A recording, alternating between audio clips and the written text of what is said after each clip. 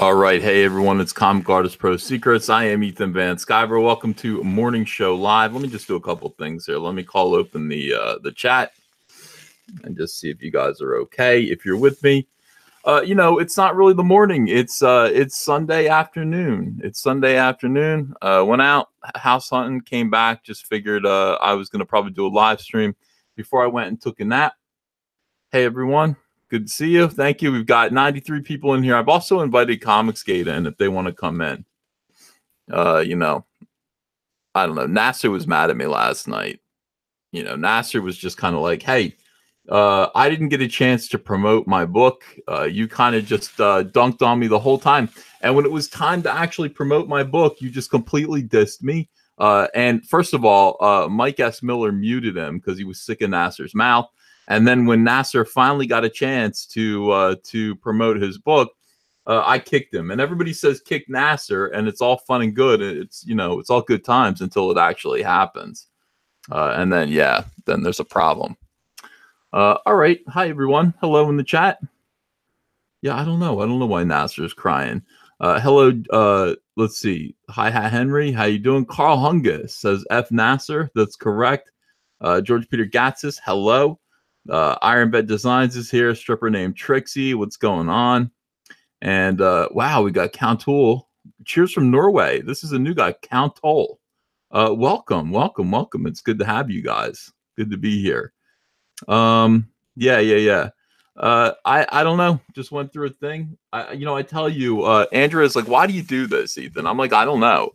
I got drunk and I ordered a spacesuit. She's like, what for? I'm like, I'm not really sure why. I thought to myself, I don't have an astronaut suit. I have a lot of things. I have a wizard suit. I have an Elmo suit. I don't have an astronaut suit. And while I was at it, I decided to look at some wigs. And this wig seemed appropriate to me. Seemed like if I was an astronaut, I would be wearing a wig like this. And she said, that's kind of what your daughter's hair looks like. I said, yes, it matches. It's believable. She said it kind of works if it wasn't for the beard, the gray of the beard here, it would kind of be pretty convincing. I must agree. All right, we got a bunch of weird stuff going on today. Hold on 1 second here. Mark Hamill, by the way, has been saying some pretty weird stuff lately. I think he's upset. I think Mark Hamill is actually kind of upset with the way Star Wars went. And it's about time. It's about time that Mark Hamill just came out and admitted Star Wars under Disney has sucked.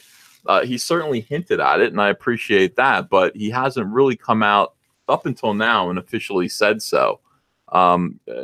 Expressing his disappointment over the way the movies are going is pretty... I don't know. I think it's appropriate. I think it's about time that he did do this. Mark Hamill hints his new Star Wars 9 role is a cameo.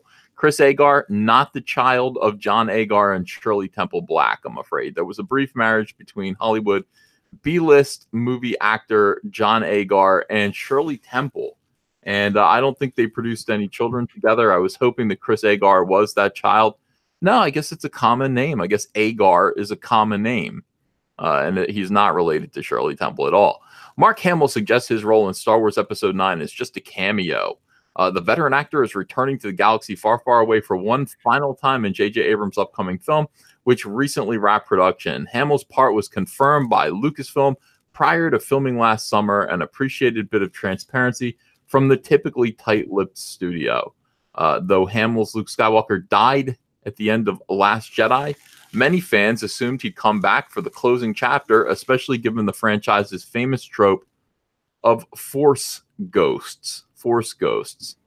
A lot of people were hoping that there would be something different going on here, that Luke Skywalker maybe didn't die after all, that they would reveal that Luke Skywalker survived or something. Who knows? People just want that Episode 8 to have not happened, I think. I think people just want Episode 8 to not have happened. In my mind, it never happened. And there's Nasser. Nasser, how you doing? I'm doing all right. Just had a great stream with Chuck Dixon and Mike Barron. We talked writing for about an hour. Did you learn anything? Yes. All right, we'll get back to that in 1 second. Let's finish this article. What remains a secret for the time being is how sizable Hamill's role will be. While the new films have prominently featured the original trilogy's big three players, Luke, Han, and Princess Leia, they're very much supporting players in the younger generation's story. These movies are more about Rey and Kylo Ren than they are about the older faces, so it isn't surprising that Hamill may not have that much screen time when Episode 9 opens in December. In an interview with Den of the Geek, Hamill discussed some of the sequel trilogy's creative choices that still don't entirely sit right with him. Yeah, it was awesome. As the actors previously stated, he wanted Luke's death to be saved for the last movie. That would only just make sense. Nobody can explain that. Nobody can explain to me why Luke Skywalker needed to die midway through the new trilogy. For what? What is there left now? What is there left to do? You've got J.J. Abrams scrambling for anything Star Wars to cram into Episode 9 because that idiot Rian Johnson completely ruined Star Wars with his movie. You know, it's not hard to destroy things, SJWs. It isn't hard to destroy things. It's harder to build things.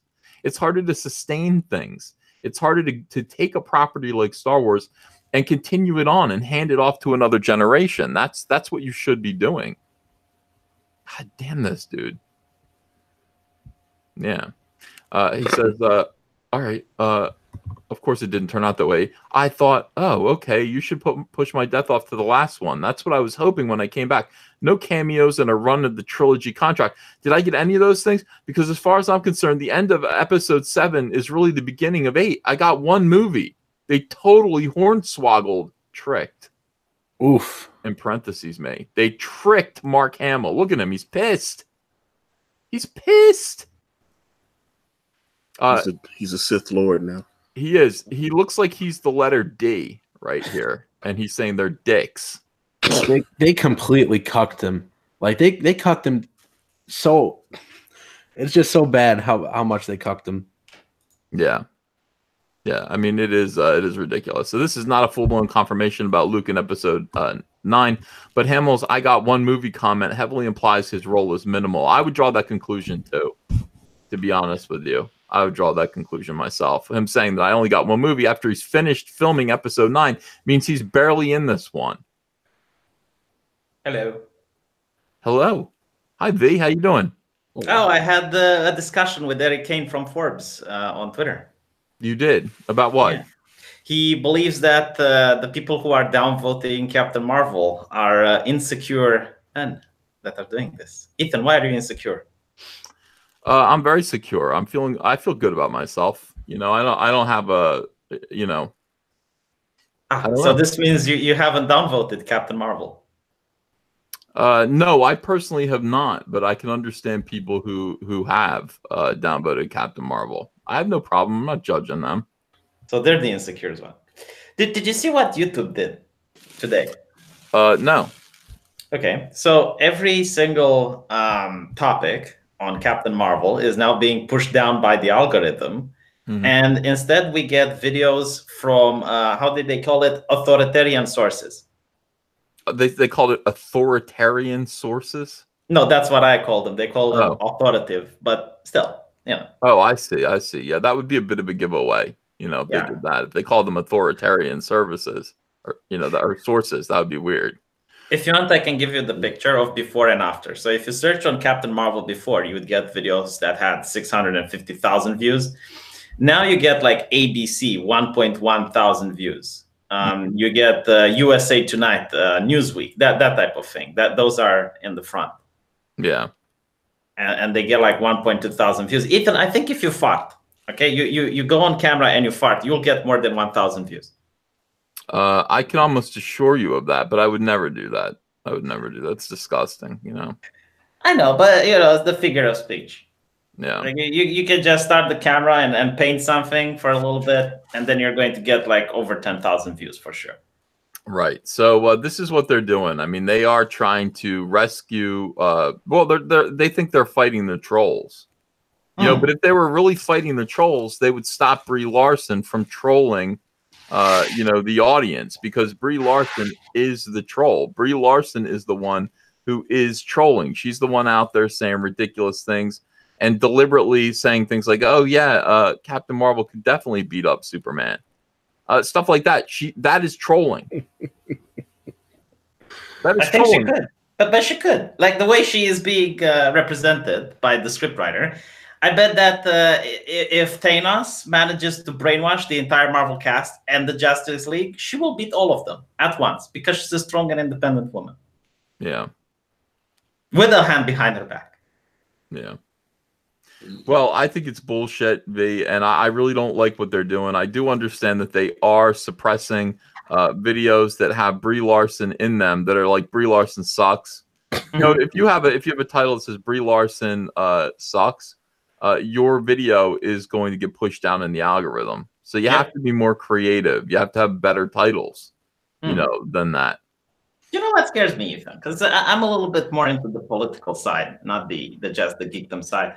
The fact that they do this with the movie, you know, like screw the movie. Imagine if it was an idea, like something that's unpopular. They can make it popular.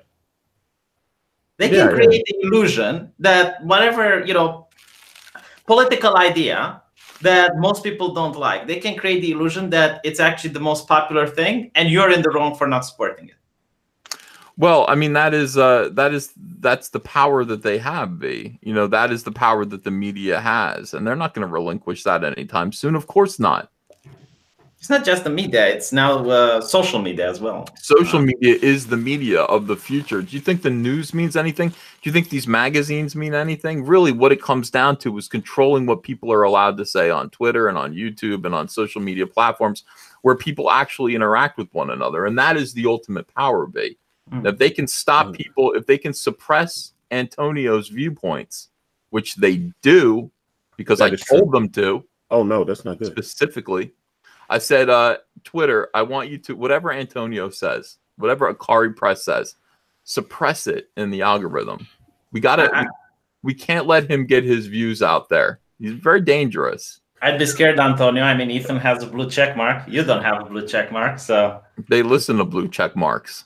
They do. Do you know they have like their own secret club? Like they get like this option to talk with other blue check marks in secret. Yeah. It's a conspiracy, I'm telling you. It's the blue check marks. I love your accent. It's awesome. I don't know who this V guy is, but I like him. Well, V is Romanian, and he's a YouTuber. He's a formerly a doctor. He was stripped of his medical license. What? When he was V was trying to V was experimenting with death. He was trying to bring squirrels back to life with electricity. I also heard that V was Michael Jackson's former doctor. And, that is a rumor. That is a rumor. Yeah. By the way, my stepdaughter came home and she was just like, I have to do a science project. I get to choose what science project I want to do. And I asked her and I asked her teacher why we couldn't experiment with mad science. Like, does it have to be, normal science? Like, oh, we're making a volcano, or something like that. Or can I try to resurrect roadkill using electrodes and really become, I don't know, basically tampering God's domain, And I mean, we got frog legs to twitch by pushing electricity in them. Does that count? I think that's a good start, but I mean, I want to actually reanimate dead animals, dead things. And I suggested, I mean, she's only 12, I mean, this is just middle school, but I think it's pretty ambitious. So I asked the teacher if mad science was okay for the science project. I haven't heard back yet. But in any case, I think we should just go ahead and just take it on faith. I believe in it. I believe in tampering in God's domain, V. What else could science possibly be for? Than to tamper in God's domain. Well, they are working on cloning, so does that count? It's but what if they cloned Ethan? Don't worry, they will. Oh, no. I wanna go back to something you said, which I think is a dangerous line of thinking. You said that the news media, no one believes them. Do you know who believes the news media? That ABC that gets 1.2 thousand views per video? Mm-hmm. Corporations believe the news media. Oh, yeah. Corporations listen to the news media. And when, for example, Count Dankula, right? You know the YouTuber. Yeah, when an article in the press says that there's a huge controversy and a backlash because he got a job at the BBC, and in reality there's just 30 people on Twitter complaining, then the BBC just cans him. They just shut him down because that's what happens. Corporations believe the media. Right. What's wrong with that? Well, it is wrong when the media says there's a massive backlash and it's just 30 people, and then they manage to get you fired. Yeah, there is something about that. I mean, they can, 12 people on Twitter have a very loud voice indeed. I'm counting on that. I've got 12 people of my own, and I'm counting on them to make a loud noise indeed as well. That's my troll army, V. No, my God, like I look at some of the abuse you're getting. This is your channel. I'm pretty sure your subscribers know, but Jesus fucking Christ, man. Like I know a lot of YouTubers, and no one is getting as much as abuse as you are. I know. Poor me. Like there were people that encouraged violence against you. I remember you went to that Gotham restaurant, and not only did they got their windows broken, but then the journalist wrote that it wasn't because of you or something. They said it's just a robbery, if I remember correctly. Yeah, they said, what are you talking about? Can you prove it? This is what they do. They go, can you prove that's a threat against you? You can't prove that. And then you go, I guess not. No, I guess if you're a lady with big tits working at Marvel drinking a latte, then they wouldn't ask for proof. They would just believe you. Yeah. They don't believe the real victim, which is me. Women. Yeah, I obviously I'm a victim. And everybody needs to believe what I have to say. And of course, I get threatened every single day. And I receive a lot of abuse. Thank you for noticing, V. You should identify as a woman just because. Did you try that? I'm nowhere near identifying as a woman. No, but that's how it works. You just claim, right? You identify as a woman. You don't have to change your lifestyle. Don't have to do anything. You identify as a woman, and then they have to treat you like one. What do you think this of that? This is why I didn't get invited to Ethan's podcast. So you can just say that you identify as a woman? Yeah. I was like, oh yeah. What is wrong with us now? I was like, things were normal 20 years ago. I don't understand. 20 years ago, try 10. There's this rapper guy. Again, Ethan is not aware of the situation, but this rapper guy, I believe like 3 days ago, he identified as a woman, did the weightlifting, broke the record for the... Oh, I saw that. That was... But it's just like you got all these there's these transgender wrestlers, and they're going around all over the country like winning championships and stuff. And I'm sitting there going, it's like mind blowing what's going on now. Man, it's a dude. I love watching that. I genuinely do. See, I'm not the type of person that likes the sports events where the teams are equal. No, I like to see when one team dominates the other. Like I want to see, like a shit show where I can get entertainment from home. And I definitely love watching these new events. And the Olympic Association said that transgender people can now compete without even having the surgery. And I think that's a great idea. I'm going to watch the Olympics this year. Yeah. Well, I think the WNBA. I think that's a fine idea. I think that is an issue that you've always been on top of, and I appreciate that. I don't feel the need to. I don't feel the need to cover that, B, because I think you've got it. You know what I'm covering right now? I'm covering Star Wars, but also how soy boys all look alike. Now, I've said this over and over again. I have a picture that I show people. I did a drawing of a soy boy. And basically, that soy boy drawing is everyone who ever harasses you on Twitter. Do you have the drawing? Can I see it? Let me see if I can find it. Let me see if I can pull that up. I thought you auctioned it off, or is there a new one? No, I did. I'm saying I have it on Twitter. Oh, okay. I was like, my goodness, it's like this drawing is everywhere at this point, and people need to understand. It was strikingly accurate. I will say that. Well, yeah, they all do look like this. Here it is. Here, let me just share this with V so he can see it. Now, V, when you see this, you'll realize that a lot of people like this. Okay. Yeah. It can never be unseen. Yeah. All right, this is it. I mean, it's with a magic marker now. Oh my God, I know that guy. Yeah, yeah. I know that guy. Everyone knows this guy. Of course, you know, like every soy boy, they smirk like this. They have the problem spectacles. They have messy facial hair. Okay, like ungroomed facial hair, unkempt facial hair. They're almost always dark haired. I don't know why that is. Do you know his brother, by the way? His brother got like a bigger beard, and his mouth is open, like he's happy to see you. He goes like, yeah. But that's the spoiling grin. Yeah. Well, you can put weight onto him, or you can take weight away from him. Okay, so I don't want you to say that they're always this thin. You know, this is here's a soy boy here. This is, and as you can see, you notice the eyebrow going up. You notice the smirk, the glasses. They don't smile with their teeth. They just smirk, and they all, again, you know, let's go back and forth. It's the same thing, but this guy's heavier. You know, this is Swank Motron. Star Wars SJW Deviant. He's trying to look unmenacing. He's trying to look innocent and cute. Like he's trying to look smarter than you, but yeah, like you know. And the other thing that I always say is that there's this, like, this is one thing that they do. They hold up a mug. Usually they cover the bottom half of their face, drinking from the mug. That's a soy boy avatar. But the other weird soy boy avatar is to look like you're about to cry. And while you're holding a pet. Yeah, I wanted to mention the pet. Yeah, like usually it's a cat. This guy right here was an example of this. This guy dunked on me, and I was like, "You're an older soy boy, but you are a soy boy."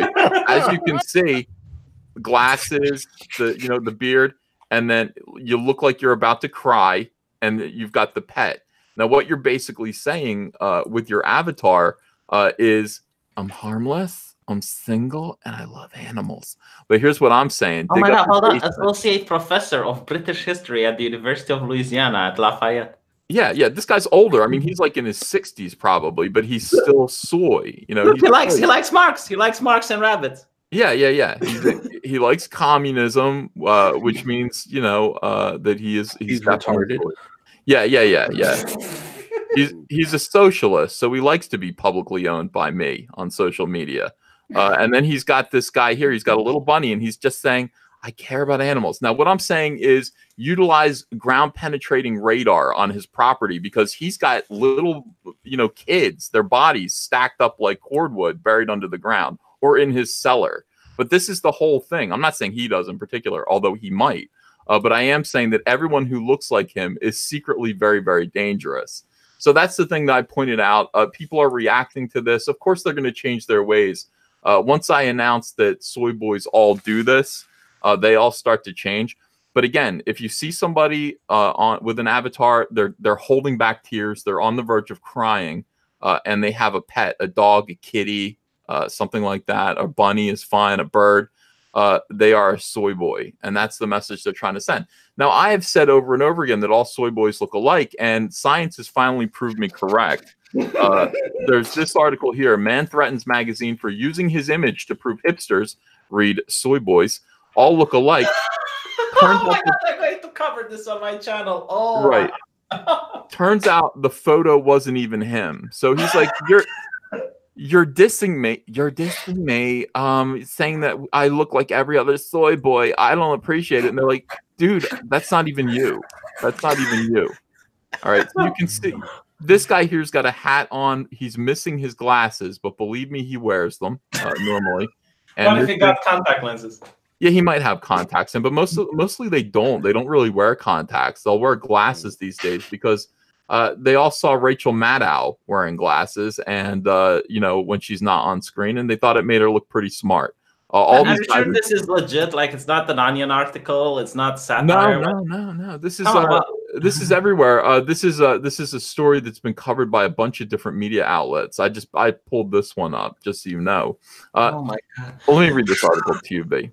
"Hipster irony is almost too much to handle at times. Case in point, the recent drama surrounding an MIT Technology Review article. The report, titled 'The Hipster Effect,'" again, they're saying hipster, but what we mean is soy boy, okay, "explored the reasons why so many anti-conformists end up looking the same in their attempts to go against the grain." Anti-conformist is dog whistle for communists, I believe. Maybe. I don't know. I think anti-conformists Yeah, I don't. That's a weird thing, by the way. I'm not sure if anti-conformity is a thing that leftists adhere to anymore. I don't think there's anything that they want to see. This article seems a little bit like backdated in that they're using the word hipster and nonconformist. On the contrary, they're all conforming, and they know it, and they wonder why you're not conforming. What date is the article from? This is brand new. This just happened March 8th, 2019. So science is eventually science is going to catch up to everything I'm saying. When I say that I'm going to resurrect a squirrel for my 12-year-old science project, I mean that I'm going to do it, and science will eventually get to where I'm at. They'll eventually rise to my level. Yeah, you know what will happen? Marvel is going to go bankrupt. They're going to sell the IPs, and you're going to buy Squirrel Girl, and you're going to resurrect it and make it a good comic. I think that would make sense. I think that would be a good plan. All right. So anyway, the lead image for the story featured a white bearded man rocking a flannel and a beanie. Your typical hipster dude. But there was one person who was downright angry with the publication's photo choice. Why? Because he was convinced the picture was of him. Your lack of basic journalistic ethics in both the manner in which you reported this uncredited nonsense and the slanderous, unnecessary use of my picture without permission demands a response. And I am, of course, pursuing legal action. The angry reader wrote to the review. But it turns out he wasn't the man featured in the photo, and his unwarranted outrage inadvertently proved the entire point of the Hipster Effect article. Gideon Litchfield, the review's editor-in-chief, spoke about this incident during a recent interview on CBC Radio. He explained that he received the reader's complaint. He reached out to the art department to confirm they had the right to use the photo in question. The department reassured Litchfield that they got the image from a reputable agency and would take it down if it became too much of an issue. Yeah, it will become too much of an issue. You're going to have dozens more soy boys all claiming that that's a picture of them, and they're going to sue you. That's the entire point. Can you imagine if they received actually like 20 or 25 phone calls?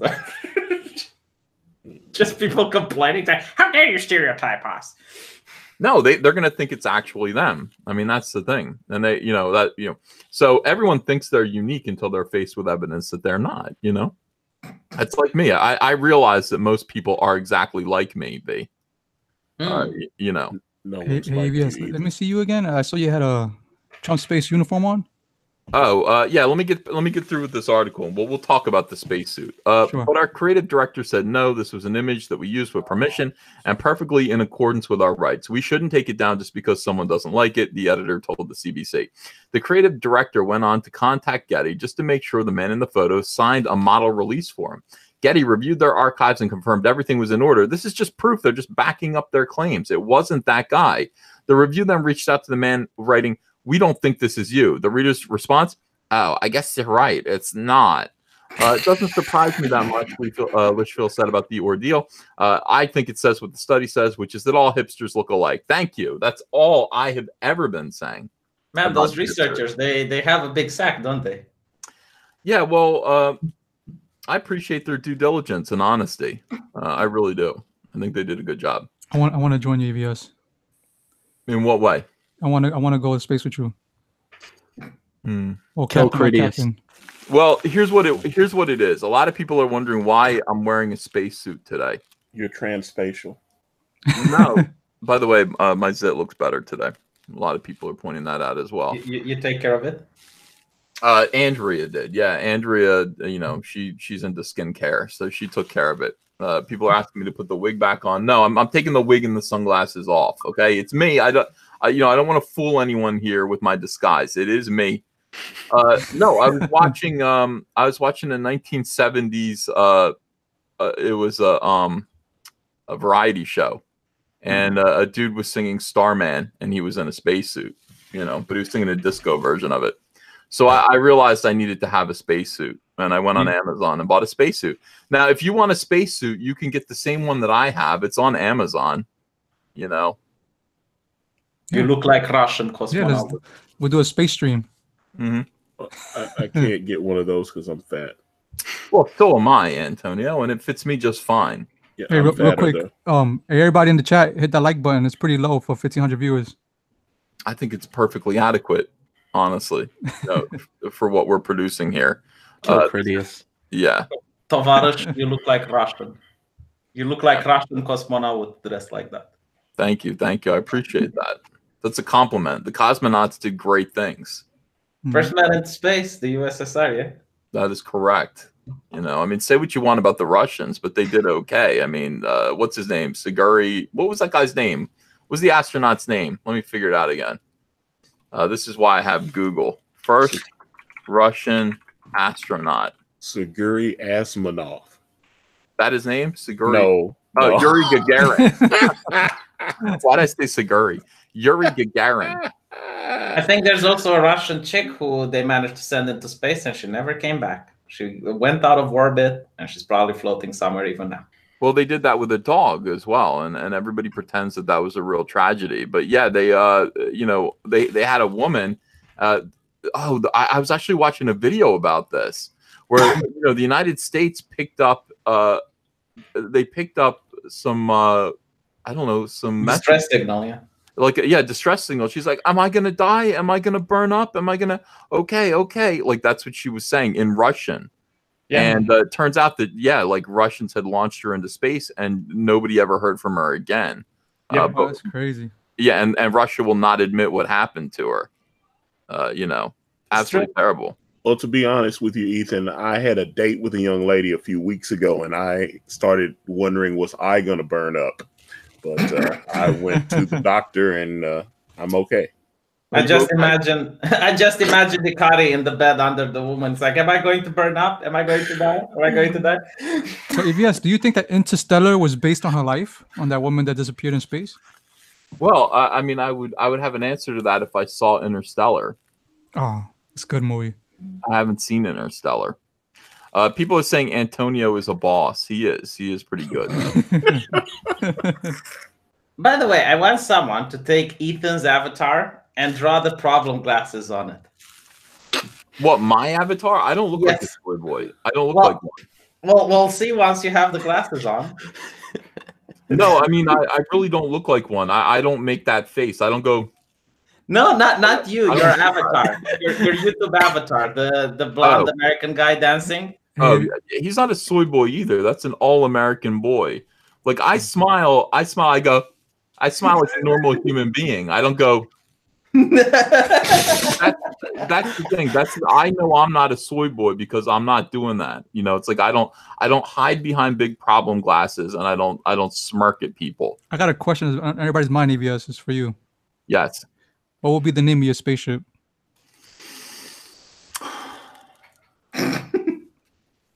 Oh, that's a good question. I don't want to rush into a judgment of that. Right. I want to think about that. I want some time to think about that. Okay. What would you name your spaceship? I have no idea. Maybe Ragnarok, but I think that's too cliche. Yeah. It's not easy. What about you, Antonio? Ajal Sen? I don't know. Oh, yeah. Ajal Sen. That's Cyberfrog's spaceship. Yeah, that's his mom. That's actually his mom. I would name mine the Spiritum Sancti because it's badass. Yeah, yeah. I might name my ship "Hey Mike." Oh, that would be great.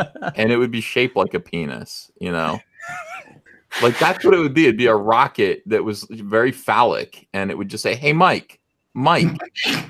Mike would By like the way, that. Mike doesn't like anything that I do. First of all, you think Mike would appreciate my spacesuit? He wouldn't care. Mike doesn't appreciate the fact that I got an Elmo replica just to troll him. Mike doesn't appreciate anything I do to make his show more entertaining. And yesterday he was doing yesterday Mike was doing his stupid auction. Do you know what a subscriber of mine said? That Mike draws better with his left foot than Ethan Van Skyver. Than my left foot. That's right. But with my hand, I smoke him, and he knows it. All right. So in any case, Ethan smokes everyone. That's right. Thank you for inviting me, Ethan. I really need to bounce now. Thanks for causing trouble and leaving. That's yes. I need to play Dungeons and Dragons. Disharmony and then going. All right, see you later, V. Thanks for popping. Bye, my new friend. Later, V. Yeah. Everyone loves V. Everyone, go subscribe to V. V Live, VEEH. Or I think he's got another channel that's just called VEE, and he's Romanian. He talks about the news.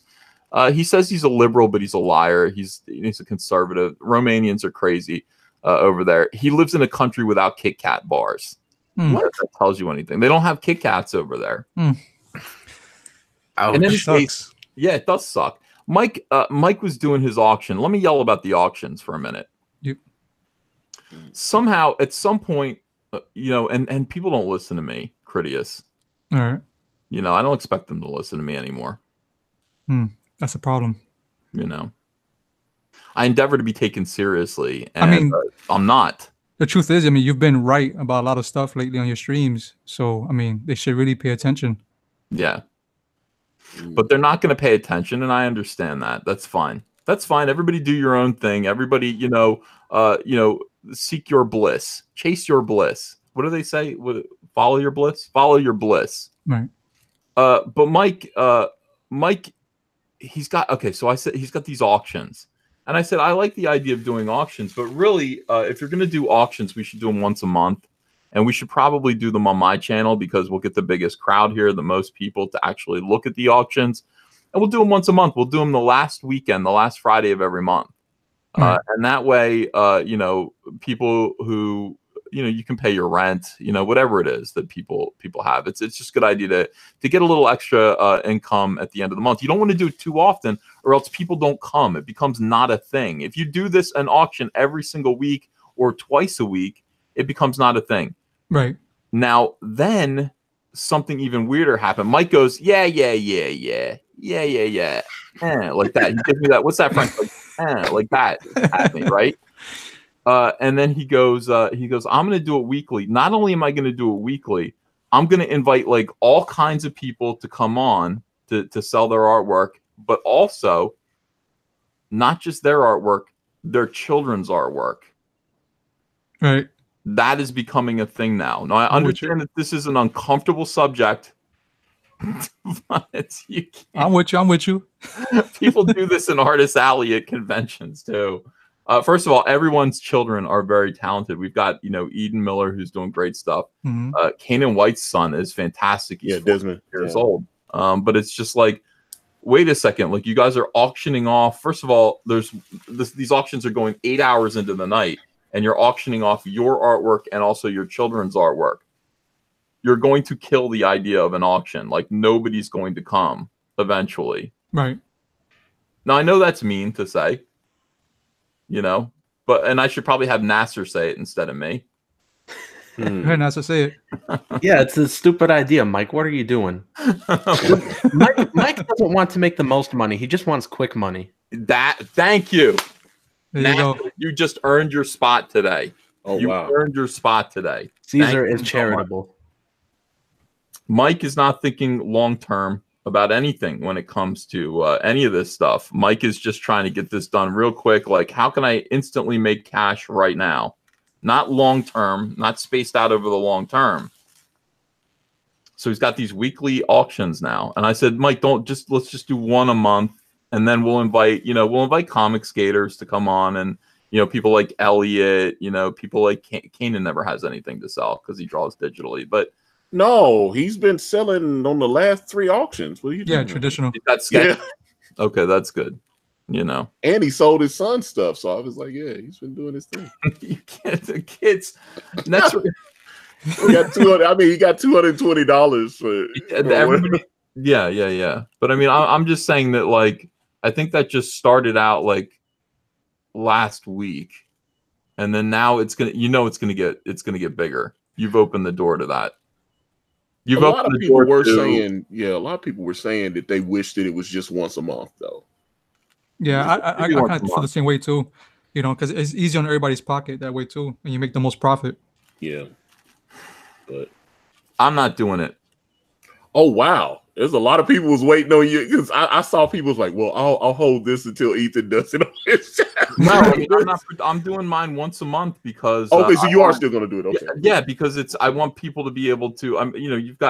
We've got guys like Elliot and all, guys like Cain, and I'm thinking about these guys that are working hard on something and just need a little cash infusion at the beginning of every month. But it's like, no, I'm not doing the weeklies. I'm not going to pop in there and, But in any case, this is what I wanted to yell at Mike about. I deliberately brought my Elmo puppet in there with a gag. And Mike wouldn't, like, Mike was so angry. Mike was like, this is very serious. We cannot interrupt this live stream for an Elmo joke about Elmo penises, because, and it wasn't even going to be like that. Honestly, it wasn't going to be like that. But because we're in the middle of running an auction right now. Right. Yeah. Did you give it that? Did you ever get that Elmo in? Yeah. Nice. Yeah. You want to see it?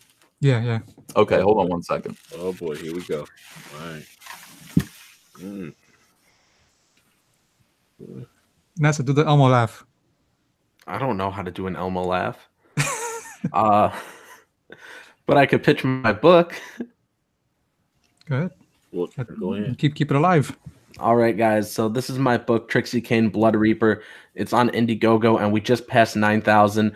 When Trixie was a little girl, her father's job as a monster hunter caused her mother to die in her own home, and she resents her father for it. She hates him for it. And years later, he's captured by vampires, and it's up to her to save him. But she hates him so much, so it's like a will she or won't she kind of a thing. And it's a story about if we could ever be too far gone, if we could ever be too far set into our beliefs. How do I kick Nasser? Yeah, Elmo, you just sit and hang out. We won't kick Nasser today. We kicked him last time. Okay. All right, we won't kick Nasser this time. I'll watch your ass, Nasser. Hail Caesar. At any second, the kick is coming. Kick is coming, Nasser. This is my Elmo puppet. Now, it is a replica of Elmo. Okay, it is an Elmo puppet. And I bought this deliberately just to troll Mike S. Miller. To go, Hey, Mike. Ethan. What? I'm not sure if you're aware, but you know the guy that did the voice of Elmo originally, he got fired for being with an underage young man. Yes, I know that. That's going around a lot. By the way, I don't think he did get fired. I think he's still doing it. No, they just hired somebody. That's what they just find someone that can do your voice. No, they let him go because I'm pretty sure he's still doing it because did they let him come back because he did get let go. Oh wow! I got to look that up now. He got let go. What do you know about that, Elmo? Elmo like a young boys. Yeah. So anyway, I do a lot for Mike. He doesn't appreciate it. That's the sad thing about this. All right, let me read some super chats here. Odin's Movie Blog says, dude, the trolls are flipping out over the Captain Marvel box office. It's kind of hilarious. What do you mean the trolls are flipping out over the box office? The box office is pretty good, isn't it? I mean, who are the trolls? Zatoki's Cain Sword says, ground control to Uncle Ethan. Thank you. TLJ Russian Bot says, you look like a legit Captain Marvel. Rock on, Uncle Ethan. Thank you. I agree. John Hallman, thanks for $2. Kevin Freer says, never trust any teasers from Hamill. Integer Spin says, have you considered inviting Drink and Draw guys to Drawn and Quartered and monthly auction? It seems these guys need help. Just letting loose and having fun. No, I don't think so. And I will say something else. Here's why. First of all, they won't ever come. Second of all, I don't really want them. I don't want to socialize with those guys. I would socialize with Dan Panosian. I don't know Jeff Johnson, so I don't care. And Dave Johnson is a scumbag, and I say that advisedly. But here's the thing: I think that Brian Panosian showed kind of ambivalence towards me and Comicsgate in general. I mean, just kind of he was kind of polite to Comicsgate. I think he got punished for that.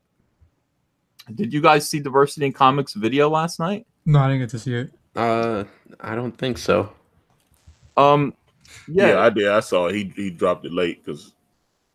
Right, so you know what I'm talking about, like where that one weirdo girl starts going in on Dan Panosian for his cover.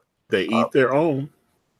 Well, they punish. They go, do you see Dan like talking nice to Ethan Van Sciver and saying Ethan Van Sciver is reasonable and nice and professional? We're gonna fuck that guy up. And they literally do have conversations like that. That's why I hate SJWs. Like Dan Pinochet is not allowed to just be polite, you know, to Comicsgate. He needs to be hateful or nothing at all. And Dan's just his own guy. He's not going to do that. So what happened instead was some completely crazed, creepy little feminist girl started criticizing his cover for Female Furies or whatever that was. Horrible book. And wouldn't let it go. And I mean, she was completely wrong. She was completely wrong and arrogant in all of her artistic criticisms of Dan. Dan was completely polite and professional back, saying, I appreciate it. You're allowed to see whatever you want in my artwork. I mean, that's fine. But no, this is, you know, blah, blah, blah. And she's just like, oh, fine. Like, I guess my views don't matter because I'm a girl. Well, I happen to be an art critic. And blah, blah, blah, blah. And Dan was just patient and patient and patient. Well, go watch this Comics Matter with your boy Zach and Luna video. And you'll just see exactly what happens to people in the comic book industry who are still working in the mainstream, who dare to speak to us with any sort of politeness, you know, tact. Right. Those people get eaten up by SJWs. And the funny thing was, it's like this girl was going in on Dan Pinochet. It was insane. It was insane. And then it's like Dan says something like, well, I don't know what your art experience is, blah, blah, blah. And then she goes, well, and then suddenly Jude Terror pops in and just goes, I liked your issue of blah, blah, blah. You know, like supporting the girl. You know, it's like the reason why is because they're all watching her do this. These little creepy SJWs, these anti-comic skaters are like, okay, who's going to go in on Dan Pinochet? And she's like, I will. And they're all watching her do it, going. And then when she needs a little backup, somebody's there to give her a little moral support. And that's the way it works, man. I mean, they're so disgusting. So would we ever have the Drink and Draw guys on? I only like one of them. I don't know the other one, and I hate the other one. So the answer is no. And, you know, no, I hope they do actually learn how to do their show. My thing is that I want, you know, how many more people do we have to lend our platform to? You know, there's me, but I mean, Drawn and Quartered is Mike S. Miller's platform. He's been working for like a year to build his platform up. Right. Those guys have 200, 300 subscribers, and Mike is what has he got? 5, 6, 7,000? I haven't looked lately. He's over 5,000. He's over 5,000. Okay, he's over 5,000. He's been working hard to build that platform. He doesn't need to share it with somebody who, you know, drew his character on the head of a penis. That's my opinion. Right. And that's Dave Johnson, you know, who did that to him. Who humiliated him and disgraced his character for what? Just to be a dick. GOP Gamer says, go support Trixie Cain by Nasser and Handyman by Brad Ashworth, both on Indiegogo now. Oh, right, the two best books you could buy right now on Indiegogo. Yeah. Well, I'm on, actually, Brad's going to be on my channel when this one's over. We're going to do an interview and going to have him on. So yeah, it's going to be great. By the way, anybody can come on my channel pretty much as long as as long as I get to know you and everything. But I mean, you know, as long as you're down with Comicsgate. If you're anti-Comicsgate, you want to argue, maybe I'll have you on. I don't really know, but like, I'm not going to have somebody on who's just. I don't want to give people a boost who are trying to keep us down. I just don't want to. I'm petty like that. No, but you're right, though. You're right. Yeah, hell with them. Malcolm up from the north says Alex Jones is foaming at the mouth looking at EVS's costume right now. Sometimes Pop says, I was late. Your outfit, explain. Talk about the Captain Marvel box office. What the F? My outfit, got drunk, ordered a spaceman suit. It showed up today. Andrew was like, what is that? And I have to admit, I will say this. I put it on. And she liked it.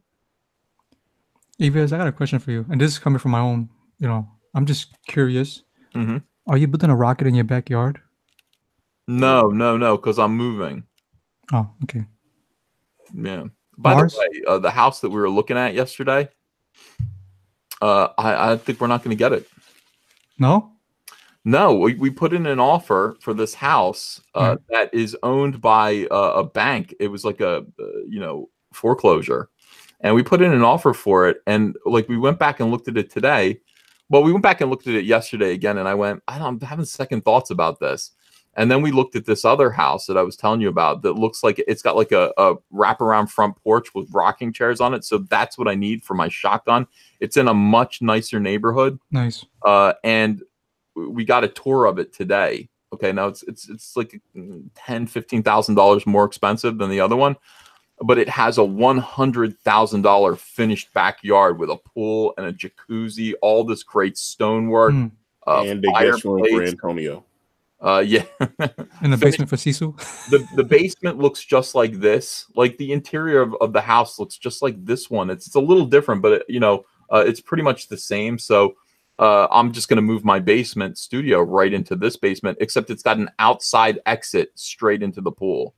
So nice. Yeah, I'm just like, you know what? Like, so I talked to my real estate agent, and I just said, can we like back out of that last offer and put in an offer on this property? He's like, yeah, I don't see why not. So that's what we're doing. I want a pool.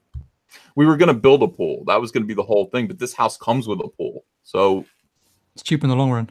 Yeah. I had to talk Andrea into it because she had kind of set her heart on the first house. But it's like we looked at it again. I said, this is going to be a lot of work to get this house to look as good as the other house already looks. The other house is like ready to go. I mean, it's everything that we want. And again, the porch with the rocking chairs and a big front lawn so I could tell kids to get off my lawn. Yeah, throw sand at them or a newspaper. Yeah, that's what I want to be when I grow up, I see myself becoming Clint Eastwood. And you want to be that old man from Up, that cartoon? No. I honestly, I will be Clint Eastwood in Gran Torino. Oh, that's a good movie. Yeah, like I don't know how long it will take for this neighborhood to have gang members move in. It'll probably be like 20 years. But I'll be the right age. Like 20 years from now, I'll be in my late 60s or so, mid 60s. I'll be of the right age to confront those gang members and say, "Get the fuck off my front lawn." With my shotgun. That kind of elbow puppet that just everybody off. Yeah. You can just give me an address. I'll set some guys, and you can just get them off. Would you do that for me, please? Yeah. I could make some friends in the neighborhood. I mean, that would actually be helpful because Andrew and I are like, we got to make friends. Like this neighborhood is well to do. Like it really is. And we're looking at the other houses around us, and we're like, our house would look just as good, but I don't know. It's intimidating. Like our neighborhood right now is not as good as this one. So we're like, we're gonna have to make friends with these rich people.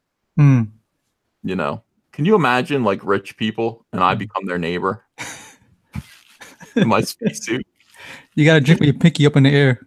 Yeah. I'm a comic book artist and a YouTuber. Hi, welcome to the neighborhood. Thank you. Yeah. I'm a little eccentric. I'm a little weird. I have an Elmo puppet, but Which, by the way, I did confirm they fired that guy Kevin whatever and replaced him with a white guy. Actually, oh, good. not because of the white guy. No, it's good because he's white. Yeah. Kevin Clash, that was his name. And then, but he had been doing it since '85, and then he got found out with that the young man, the underage guy, and then they replaced him with a guy by the name of Ryan Dillon. Oh, and yes, and he's been the voice ever since. Well, that's good. We need some more diversity on Sesame Street. At this point, it's like there are no white people left on Sesame Street. I don't know if you're paying attention, but my goodness, they're all gone. I mean, Bob is the last white guy left on Sesame Street, and he looks like he's about to die. Maria still looks good though. I gotta say, Yeah, she's a little long in the tooth for me, but I don't know. She hasn't cracked. Zach told me he had like Maria. Like here's the thing. I knew I liked women when I saw Linda Carter at age 5. For Zach, it was Maria from Sesame Street. Well, see, that's the thing. I have a buddy of mine that's gay, and he was telling me that he was 5 and 6 years old, and he knew something. He just wasn't into chicks, and I was like, when I saw like Linda Carter and stuff like that just confirmed to me that I would like women. Yeah. I was like, this is the most beautiful woman I've ever seen. What is this? Yeah. So all right. So talk about Captain Marvel box office. It's doing great. What can I tell you? It's doing great. I was hoping it wouldn't because I think that would be great. It'd be fun to see Get Woke Go Broke in action. But what we're seeing instead is the fact that the MCU has such incredible momentum that people just go, oh, another Marvel movie, I'm going to go see it. And people who said, look, the average moviegoer isn't paying attention to what an asshole Brie Larson is. I said, are you sure? And they said, yeah. And I said, well, yeah, you're probably right. Now, what does this mean long term? Is this going to be the movie's not getting good reviews? This is the 7th. It's only the 7th biggest opening for a Marvel movie, which is not, again, it's just not that great, especially when this movie is supposed to connect these two important Avengers movies, even though it doesn't. What does it mean? I don't know. I guess we'll wait and see. Is it going to be a $150 million box office opening weekend? Wait, Ethan. What? So who's closest so far in the pool then? None of us. We're all blown the F out. I think John Malin is the closest, and he said 120. I said 103. Yeah. No, it depends on where it lands. I mean, I think if it's 150 million, then we're all BTFO'd. John Whitfield for $10 says, do you think this massive $150 million opening is factual? I drove past 3 closest theaters at various times in the past few days, and the lot was only about 70% full. I have no way of knowing. All I know is what people are telling me. And I've got these people like, in your face, incel. Yeah, I'm looking at the numbers right now. It's like 153 domestic and 302 foreign. Yeah. That's what they were saying. They were saying it's going to get 302 like worldwide. Not foreign. That's with foreign added in. I mean, even 153 domestic, I think it's still poor numbers considering that's about how much they pay for production, and then in advertisements another 150 mil. Well, again, this is why they're so concerned about shutting up critics right now, because opening weekend is always going to be good, but next weekend this is cold pizza. So can we get people to still go see the movie with poor reviews on the second weekend as well? Mm-hmm. Now, that's the question, because if they have to make $580 million to see penny one in profit, so they're still not profitable. You'll hear these people who do not understand money going in versus money going out saying, see, they made $300 million in sales. That's a lot of money. Not when you've spent $580 million to get this thing to theaters and get it promoted. Mm-hmm. You do have to make $590 million to start seeing some money. We'll see if it gets there. It could be a money loser still. That would be funny, but it's doing good. It had a great weekend, much better than I dared imagine. Right. And is it factual? Again, somebody said to me, "Don't pay attention to box office numbers; they're rigged." And I just went, I don't know what else to pay attention to. Then I don't know how to judge that. All I can judge is what people are saying, what the Hollywood Reporter reports, and Variety what they report, and you just have to go on faith, I guess. Josh, the amazing animator, said Wanpool hit $6,000 yesterday, and we're on our way to a $7,000 stretch goal. I still have not had the guys from Wanpool on my show, but I don't even know if they need me at this point. It sounds like they're doing great. Thunderbird says, Antonio, thanks for $14.99, Thunderbird. That's generous. Antonio mentioned American Entertainment mail order catalog on his live stream yesterday. Do you think a similar service online could be beneficial in the future for Comicsgate or comics industry in general? What's that? What is the American Entertainment mail order catalog? Okay, they were based out of Virginia. That's where I bought Cyberfrog like 20-something years ago. That's where I knew about you before you were at DC. And they used to advertise in Wizard Magazine all the time. And the guy sold the company to Marvel for, several $1 million. But he was generating over $10 million a year through mail order comic books. Mm-hmm. He was doing, he had built up a pretty healthy business. Within about 3 years, 2.5, 3 years after he sold American Entertainment to Marvel, it folded. It was a wrap.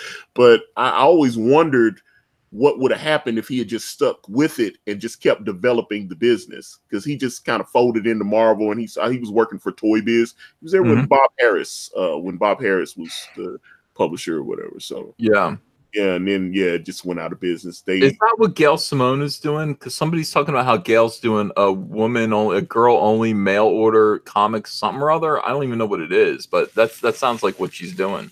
Might be a version of that, yeah. I don't know if there's money in that. Like I said, the way American Entertainment did it, they had a lot of variant covers. They had all kind of, because I bought Creed from them. That's I know Trent Kanuga. I bought Creed. I bought Cyberfrog from them, and some weird arachnid book that was Arachnus. Yes. I remember the Arachnus guys, man. That was back in the day. Yeah. They thought he was gonna be, because they were like in the vein of Cyberfrog and Creed, and then it was the same. And I was like, I still got that stuff in my long box. Although I got a couple of rare covers, but yeah, I look on eBay and you can get that stuff for like $10. Yeah. Cyborg Patriot says 455 million is the worldwide, according to Box Office Mojo. Oh, so was it 300 million they got for maybe you guys were right. Domestic? 300 million just foreign, not combined. All right, so they're on their way. I think they're going to make money on this movie. Star Woke Incorporated Nico says, EVS, don't leave. Let us join your space invasion. Well, let's go. Midnight in Exile says, Abias Canalis, Zach Ironsight's latest book, The Abductables, is live on Indiegogo. Canalis is funny, man. Yeah, I like him. On social media, he is another John Malin. He's a firecracker. He says whatever he wants to say. They come after him pretty hard. Oh, yeah. Oh, by the way, Andrea came down. She said, did you see Renfamous making fun of me?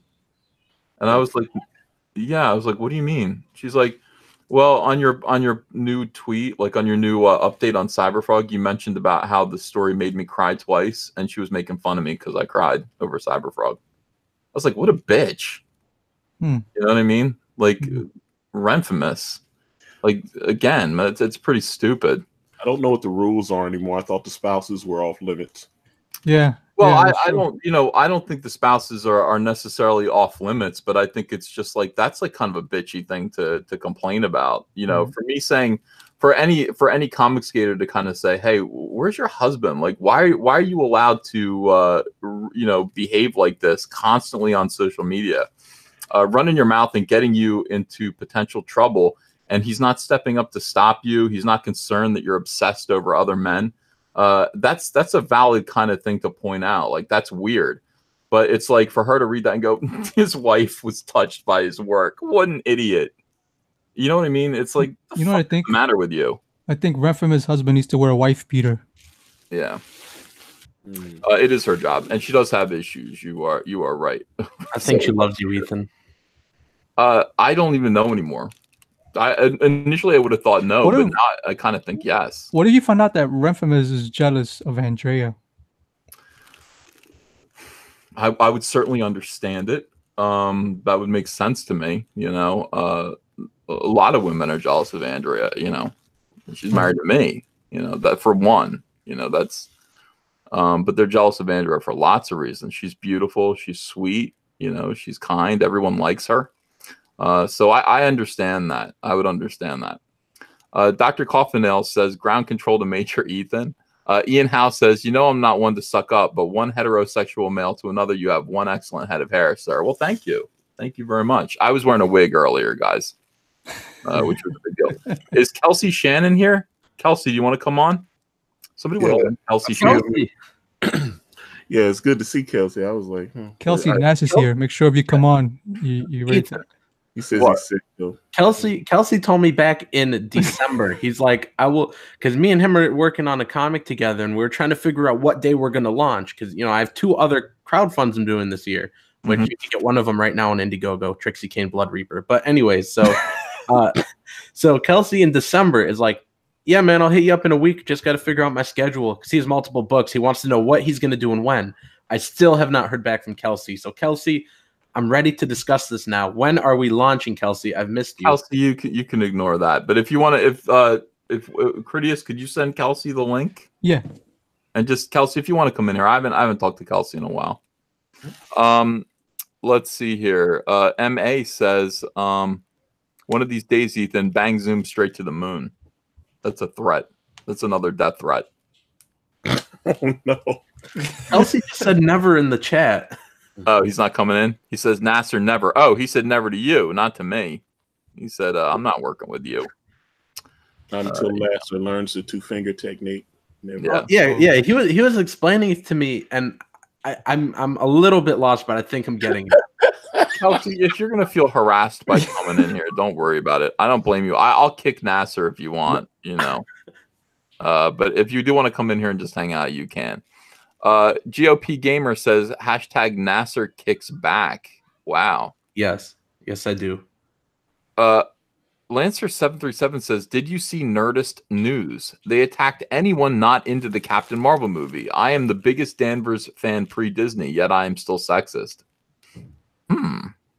Yeah, again, this movie is so packed with agenda, and the people who are protecting it so hard. I mean, they're going to see this as an enormous victory. It being it being a movie that actually had a big box office opening. And Brie Larson's, Captain Marvel actually making a profit. They're going to see that as an enormous victory, as all women do when they succeed on the shoulders of the work of men. Which is what it is. Let's be honest. That's what it is. You've got Robert Downey Jr. who built this platform up. Anybody could succeed. People go, oh, is it going to be kind of Robert Downey Jr.-esque? No. Too late. Already bought your ticket. Nunya F in business says Ethan looks like a Chipotle burrito about to explode from the foil wrapper. That's cruel, man. That's very cruel. Adjacent Culture says Critias is my favorite guest on live streams. Yeah, a lot of people like Critias. Who likes Critias? People do like Critias. That first of all, nobody dislikes Critias. That's the first thing. Critias.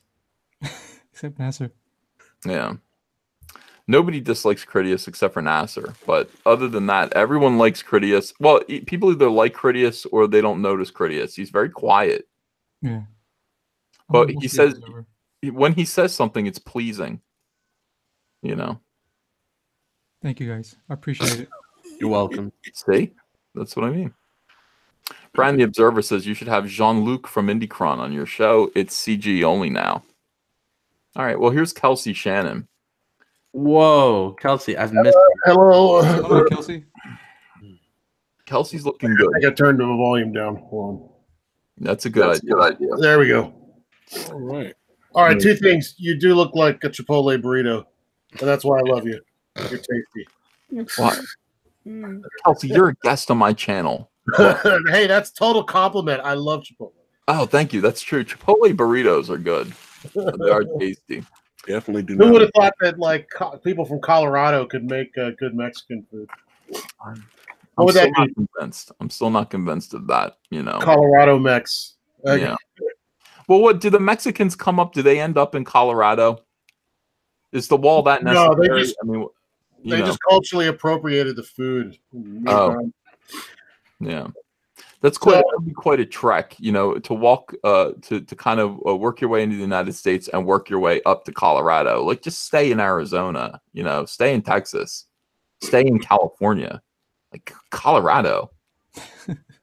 Well, I don't know. My mom lives in Colorado. That's all. I hear there's a vibrant Mexican community in Chicago, which is really interesting.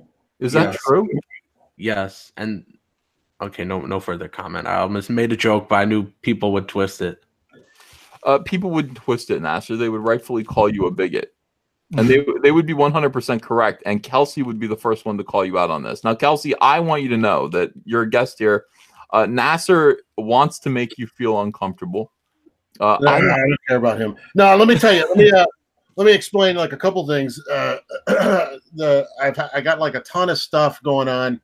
And I thought I would be getting it done a lot faster than I thought. So, like, for Nasser, just, I'm not giving up on the idea, but you're just going to have to be patient. I just got so many things that were ahead of you, and they're just taking longer than I thought. So I understand, Kelsey. Kelsey, when you get done all that stuff, if you want to come over here and draw Cyberfrog meets radioactive black belt hamsters. Oh, okay. There's a lot of money in it. It's going to be co-published by Dynamite and all caps comics. You see what I mean, Nasser? There's just too much coming ahead of you, and I just can't. I think you'd be good at it. I think you'd be good. Now, I don't know. Can you draw hamsters? I'll bet you can draw hamsters. Oh yeah, man. I got a lot of experience with hamsters. I look forward to hearing all about it as we embark on this project together. Here's another thing before my battery dies or I pass out. The Arachnus #3. I did the first page in that. Oh, how about that? That was like one of my first printed works. Do you remember that guy's name? I'm looking it up. There were a couple of Michael and Mario gentlemen, like her, they're like Lopez's or something. Ortiz, yeah. Michael and Mario Ortiz. Yeah. Yep. Super cool guys, man. I love those guys. I miss those guys. I wonder what they're up to now. Arachnus was cool. But I have the books. That's what I'm saying. I still have them. I've even got like a Arachnus 0 or something. Mm-hmm. They were my first. Like I was working on the docks, like unloading trucks, and made a crap load of money, and then went to. Shut up! I'm talking. Tenaple. Hey, you got to turn down your echo because Kelsey's telling the story about Arachnus. First, like I was working on the. Your bald head is distracting. There we go. How's that? Am I better? Yes. Okay, all right, back to Kelsey. So I went to. I had made a bunch of money, like working on unloading trucks, and I moved to Oregon, and found Mignola's number in the phone book, and just called him up and was like talking to him and stuff. Really cool, nice guy. And I would go down to like Dark Horse and like literally bang on the windows trying to get somebody to come out and look at my stuff.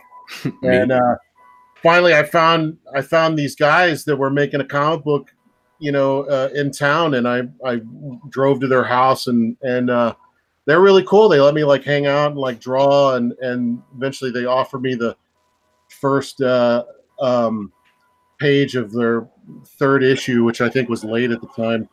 But what the hell is that?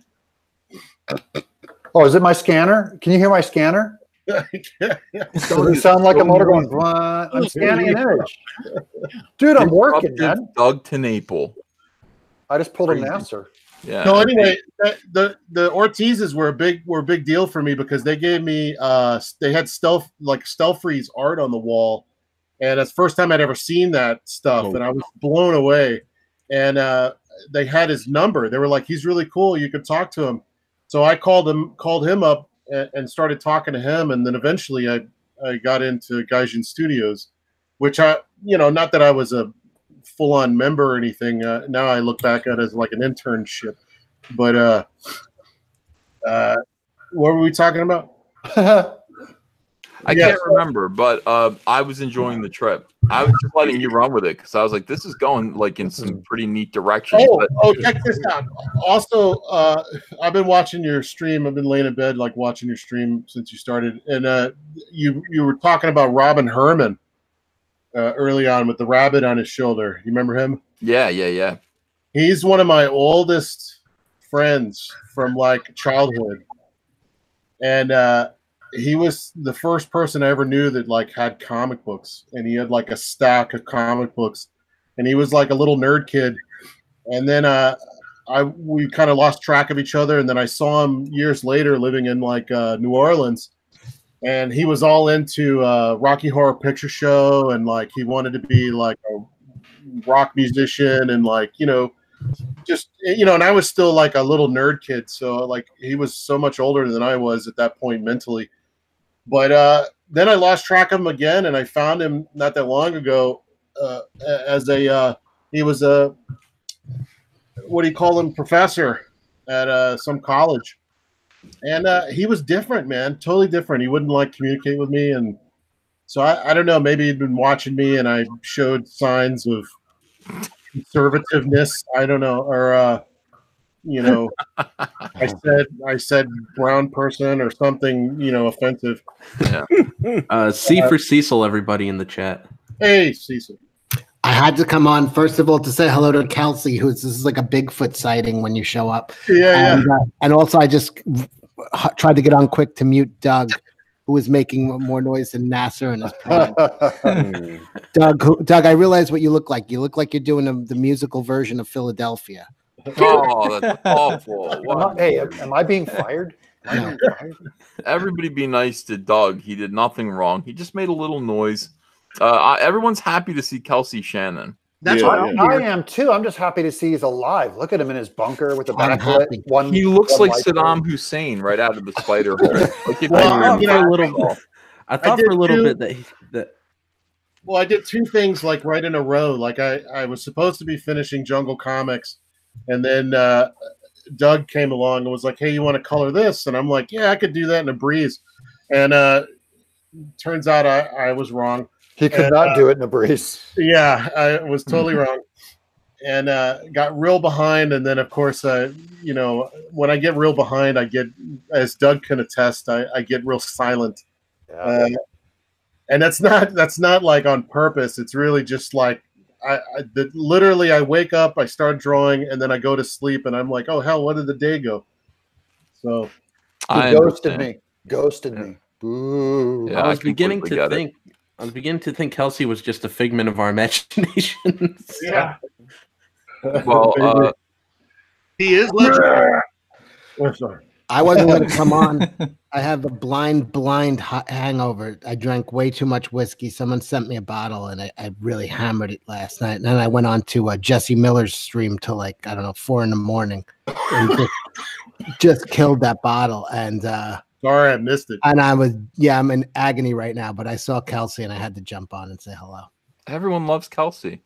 Everyone loves Kelsey. Well, he promised me a reach around at some point. Get with the program, guys. I mean, I'm lovable. You know, what can I say? Hey, Kelsey, do you think if Nasser got a hamster or two, they would teach him the 2-finger technique? Hey, baby, I can show you the 2-finger technique right now. Okay, guys. Everyone in the chat, I will let Kelsey teach me the 2-finger technique if my Indiegogo gets funded today.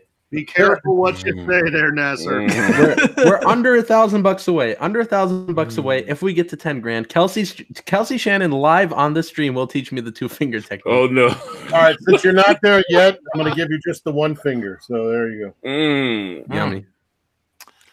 This is disgusting. How can I push it? So gross. Without hurting anyone's feelings. What a gross show. Hey, It is gross. Can I show you a Cyberfrog page that has a spoiler on it? Yes. Okay. Here we go. All right. Yeah, it's got a spoiler on it though. So those of you who are like, "Don't show me spoilers," don't get away from the computer now because I'm going to show a spoiler page that's pretty brutal. This is heartbreaking. Hold on, it's better than porn. It's not better than porn. I wouldn't say that. Yeah, not at all. Yeah, I just turned this one in. Present to everyone, me. Boom. All right, so here's Cyberfrog. Wow. Overtaken by bees, overtaken by wasps. Sexy. And there's the little Yeah. This is Heather's daughter. She's like 11 years old. And she's got, I mean, there's no grooming. It's like the world is over. You grow your hair. I mean, you don't cut it really. So she's being held in midair. And then look at this. This is brutality. Oh, they cut his tongue in half. Yeah. Hivius, can you lock me your screen? I can't see. I thought I was. You just click on it in the chat. If you click on it, Critias. Oh no, but I'm saying for the chat. Because the chat wants to see it. Yeah. Oh, I thought I did do that. No, it is. They're seeing it. Yeah. Look at that meaty cross section of the tongue. That's meaty. Gross. Yeah. I feel bad about this. I really did feel bad about it. Well, can he grow it back? Can amphibians? Can't they grow it back? Yeah, they regenerate, right? No, that's just for tails, and not all reptilians do it. Yeah. No. You got I told you the end of the book is bleak, man. It's just That's a major spoiler. That's pretty good. He did just say there was going to be a spoiler. No, he did. I'm joking, but no, it was awesome. Yeah. Hey, it's Ben, right? What does Kelsey think of it? I'm trying to show my art to Kelsey because I want Kelsey's critique. What now? Never mind. Oh, it looks good. Yeah, huh? Where am I? Yeah, what are we talking about? Talking about your spacesuit, right? It looks good. Kelsey, what are you smoking? I got that natural high of being sick. I love it. It was a lung. Oh shit! Take a pack of. You know what? You should take a pack of Luckies for that. No. Hey, good advice. Yeah. Man, go smoke here. You just need a bottle of scotch, man. You're in Tennessee. You're supposed to know that. I got it somewhere. No, I'm in Louisiana. I'm about to say, is Kelsey in Tennessee? I was like, wow. This is my last one. Got him and Doug confused. Yeah, I'd have driven to his house if he was in Tennessee. Yeah. I was floating a theory that Kelsey had turned into Swamp Thing. Yeah. He's like, what was the Creep Show story or Stephen King? Like he turns into the fungus, takes him over. Yeah, he touches that meteor. Yeah, I love that. That's me. I lost my lighter. Shit. Oh, I'm sorry. Shoot. Shirt. So I think almost everybody in this room was like hoping to see Kelsey. Everybody was looking for Kelsey. I can't believe he showed up. He's like Waldo. You gotta look for him. But are you okay, buddy? Are you happy? Are you okay? Other than the sickness, you're doing okay? Oh, yeah, I'm good. Yeah, look. When I was a kid, it was really hard to get info. And I know the world's changed, and I'm trying to get with the program. But there's a certain level of mystery that surrounded comics when I was a kid that we don't have anymore. And so, I thought Jim Lee was a white dude and Stan Lee was an Asian dude. So, I had no idea of anything until Wizard Magazine. Oh, let me do a little quick plug, man. Cartoonist Kayfabe with Jim Rugg and Ed Piskor. Excellent YouTube channel where they're going issue by issue of Wizard Magazine and not just fanboying it out, but really illustrating the difference in where the world was in comics then to where it is now. So Cartoonist Kayfabe, man, I can't recommend it highly enough. I've been watching that too. Zach turned me on to it. It's good. They're good. Yeah, man. So yeah, go check that out. But what's it called again? What? What's it called again? Cartoonist Kayfabe, Kayfabe. It's like a wrestling term, I think. Yeah, it is. Yeah. Which I don't know much about wrestling since Captain Lou Albano and back in the day. Which that's I'm the Captain Lou Albano of this crew. Lou Albano was the pinnacle of wrestling. You could stop right there. Exactly. Yeah, that's pretty much when I ended. So when Hulk turned into a bad guy, I was like, that's it. Oh, that was one of the best periods of wrestling, the NWO area. Oh, I had heard that I missed I missed all the Rock and everything, man. That brought out the Attitude Era. That was the best era of wrestling for me. Stone Cold. Yeah. Stone Cold. And what did he go? Can you smell what the Rock is cooking, or what does he say? Yeah, that was it. Can you smell what the Rock is cooking? And it never Poo-tang pie. It never made any sense to me because I'm like, what's a rock got to do with cooking? I don't understand. He's cooking up a steam. He should have been do the eyebrow. You do the eyebrow. Can you see the Rock rolling? Or something like that. Yeah, that dude's generated over $300 million off that weird catchphrase. I love the Rock, man. He's great. It's all fake. It's all fake. Sorry. We don't have a lot of real. Doug. Yeah, I just wanted to let you know. We don't have a lot of manly men in Hollywood anymore. He's one of the few guys we got. Even he's not great, but he's what we got. Bunch of drug addict. Just what about Nathan Lane? Nathan Lane, yeah. What kind of macho manly men do we got? They're all Australian, man. We're the fucking, pardon my French. We're the Americans, man. They're right here. We have Ethan. Mm-hmm. If you're the manliest guy on this panel is an Indian from Canada. Yeah, we really have to step up our game. I think you know what? I figured it's a space scene, so here we are. Look at that! How do you do that, Ro? Hold on a second. Let me lock that on Ro. Ro has some technology going right now. He looks like Carl Sagan. Look at him. Yeah, look at that. That's cool. You're looking good too, Doug. I like to see you in color. You're looking better, brother. You have a green screen behind you? No, he's really man. I'm in space. He's really out there. Wow. He transcended for meditation. Hail Cosmic Caesar. Hail Cosmic Caesar. We take over space next, right? Mm-hmm. Hey, He reminds me of. You remember that old comedian that's like, I'm gonna say no. You know what's that? He was a Spanish like priest guy. Father Guido Sarducci. Yeah. Dave. I think his name was Navarro or something like Dave Navarro. Was it? Dave Navarro. I think it was something like that. He's great. Hey, Cecil. Yeah. What does Smugless think of Kelsey? I love Kelsey. Love him. Salt of the earth. Salt of the earth. Born on the bayou. Kelsey, I'm glad you made it back. We didn't see you for a while, Kelsey. You doing all right, brother? Oh yeah, I'm freaking dying of phlegm right now. But what's what'd you call it? Smug list? What is that? Smug list. That's Cecil's character of me. Sometimes I show up in full smug mode. Oh, I love that. Yeah.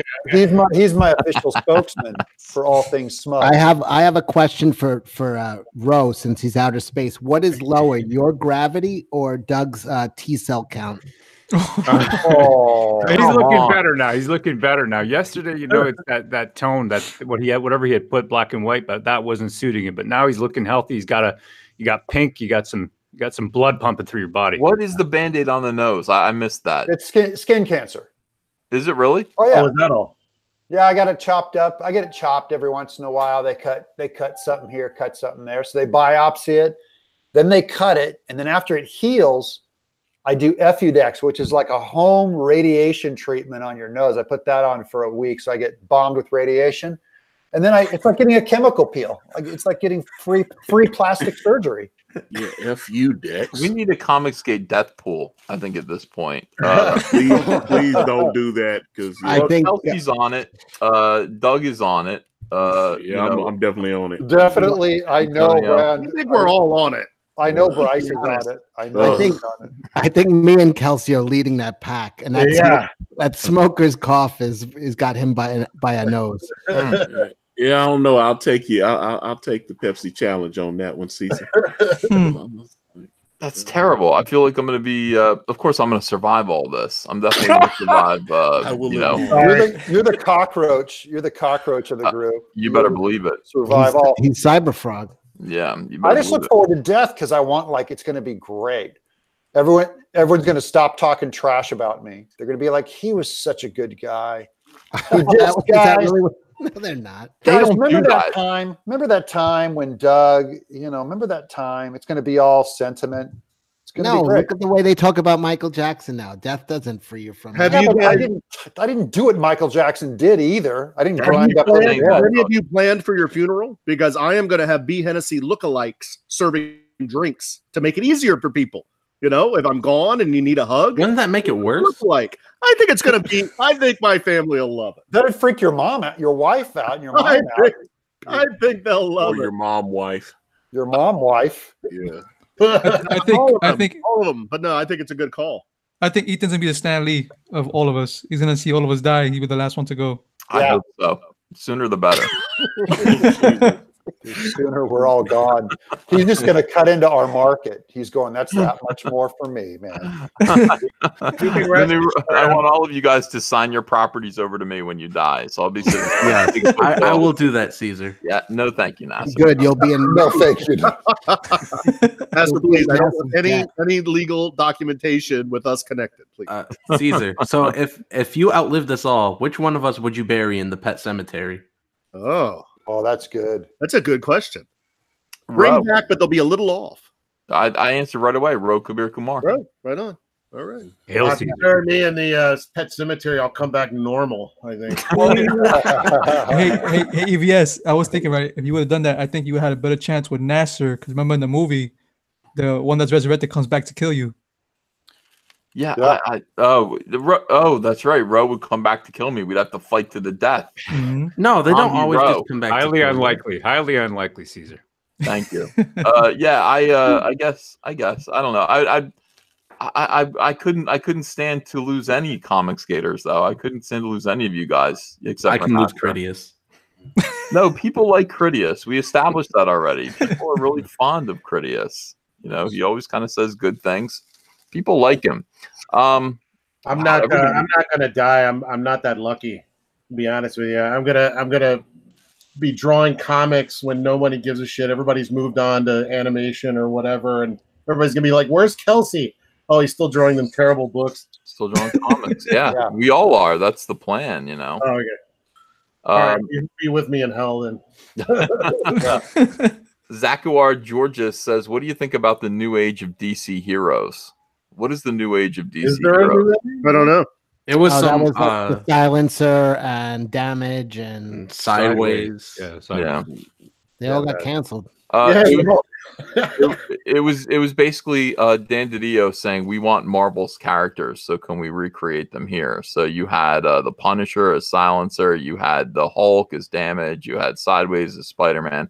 The Damage one was actually really good. That's all it was. Well, it's the Hulk, so you know that's his name was Ethan. I know.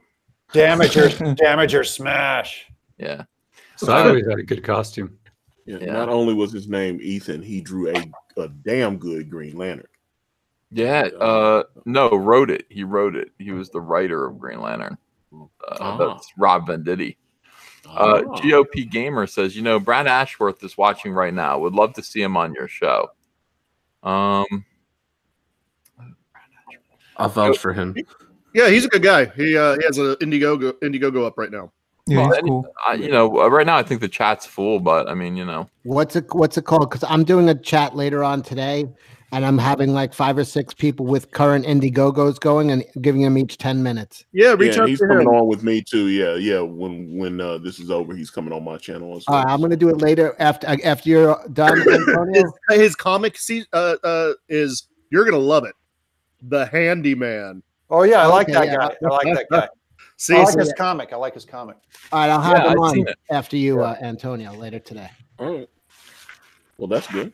See, help each other out. That's awesome. Yeah, it looked good. The Handyman actually looks really, really good. Yeah, looks cool.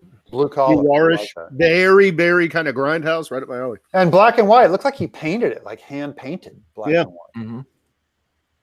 Hey, speaking of that, Jungle Comics is done, by the way. Wow, oh, cool. Hey. Nice. Yeah, and so like if I don't know if the store's closed yet, but this is probably the last chance to like get that cool Dave Dorman piece, and you know I think they're going to be closing it out soon. Well, so everybody back Jungle Comics right now while you still got a chance. Got great art, great kind of throwback to the Doc Savage era. Had some Cadillacs and dinosaurs. Well, and there's some surprises too. Like it threw me for a loop because you know, by the time you get to the end, you're just like, what am I reading? It's really great. It's typical Chuck, and that it's Chuck Dixon. For those of you who don't know, it reads perfectly.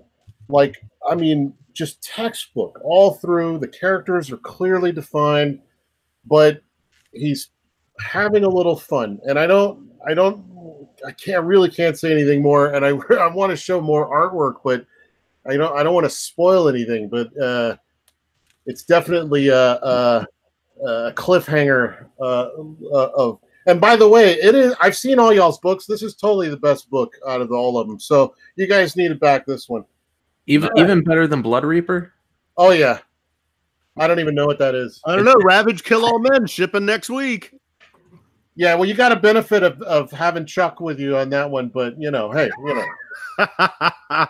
I hear you, man. You know, I'm really glad I took a chance on that young talent. You know, he's raw, you know, and you know, he's a co-owner now at Cautionary Comics. So I'm all for like supporting everybody. Everybody's doing great books, but I love me some competition, man. So I'm after to kick all y'all's ass. So, you know. Yeah, get in there. All right, so let's get me past Kelsey then. It's a fight. Me versus Kelsey. You already lost, pal. Ooh. Jesus, that was serious. Everyone's in shock at the throwdown. Just the brutal throwdown on a Sunday morning. I didn't expect to get punched in the face. But well, hey, no, if we go by Brutus, which made more than Kelsey's did, then I win. No, it's not. It's not by dollar amount. Come on, that'd be Ethan. It would be about boxing. Kelsey versus Nasser. Okay. The one difference is that I wasn't online pimping it every damn day, and two, it's going into stores. So, and I can't get mine in the stores. Probably not, pal. Yeah, what Nasser? I got to ask you though, brother. When people read your first book, Stardust, what did they actually think overall? What was the viewer reception, the reader reception? What to think. Most people liked it outside of Mike S. Miller, Kelsey Shannon, and my little sister. Those are like there might be like one more, like 4 people I could think of that didn't like it, but everyone else pretty much. I thought it was the funniest thing I'd ever read. Come on. What I'm thinking is, I'm just wondering if putting that out helped or hindered your sales for your new book. Well, I mean, in a week, we got half of what we got on that whole campaign on Blood Reaper here, so we're doing pretty good. Yeah, it helped, man. I would say it helped you, right? I mean, nobody building. As long as you're building, going forward is good. All right, so this is Jungle Comics here. This is Chuck Dixon and Kelsey Shannon. It's in demand right now. Let me say something about Kelsey here. Kelsey draws like one of my favorite artists. I didn't realize, Kelsey, I didn't know that you were influenced by him, by Bogdanov. Oh, dude, I love Bogdanov. Yeah. He was a big influence on what I did with Zach, because he was like, I want that kind of 80s stuff, and I sent him this like old Ninja Turtles stuff that I saw, and I'm like, something like this, like fun, because he was wanting one of those like cereal giveaway comics, cereal box giveaway comics, and of course, with this, crowdfunding thing. You get all these people on there and you're much closer to your audience. And I'm like, I can't disappoint these people with cereal box throwaway trash. I mean, I got to do something cool. That's what everybody else is doing. I mean, I think the mainstream is largely cereal box throwaway garbage. Yeah. I mean, you have an opportunity here with Indiegogo, with a crowdfunded campaign, to actually do something that's going to be worthwhile. And this, I don't know where you stack this. Is this your best work? It's pretty dynamite. Very good. It's man, just say it's your best work. This is my best work currently. Okay. I always feel like I'm capable of better, but there's 2 things. It's like, okay, you got so much money, and so much money equals so much time, and you have to do what you can do within that amount of time, or else you're going to be losing money, and trouble comes. So it's one of those situations where, like, if I had the time of like Travis Charest when he was doing 3 pages of Meta Barons, I could do that kind of stuff for that, but of course, I'm also a bit lazy, and we got a question, Kelsey, from the chat asking, Beowulf asking, what's the age range Jungle Comics is suitable for? I don't, teens maybe. I mean, adults. I don't. There's no like. Is there sex in it? No sex. At least not yet. But there's no. I don't think there's any sex and stuff. There is a tad bit of like violence, monster violence. Yeah. So if you're cool with your kids liking dinosaurs, like ripping people apart, then it's it's fun for all ages. Right. I was surprised actually with the movie Alita, the amount of slicing and dicing in there, and PG-13. That was great, man. I really like that movie. Look at this Dave Dorman cover. So this is an alternate cover and a poster. Oh, that's nice. That's very Frazetta. That is really nice. That's beautiful. Yeah. So guys, oh wow, look at that.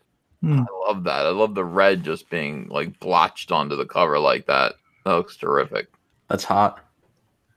All right, so just telling people in the chat. I mean, this is available right now. Just go to Jungle Comics Indiegogo, and you will find this. It's look, it's not. Kelsey, didn't we promote this?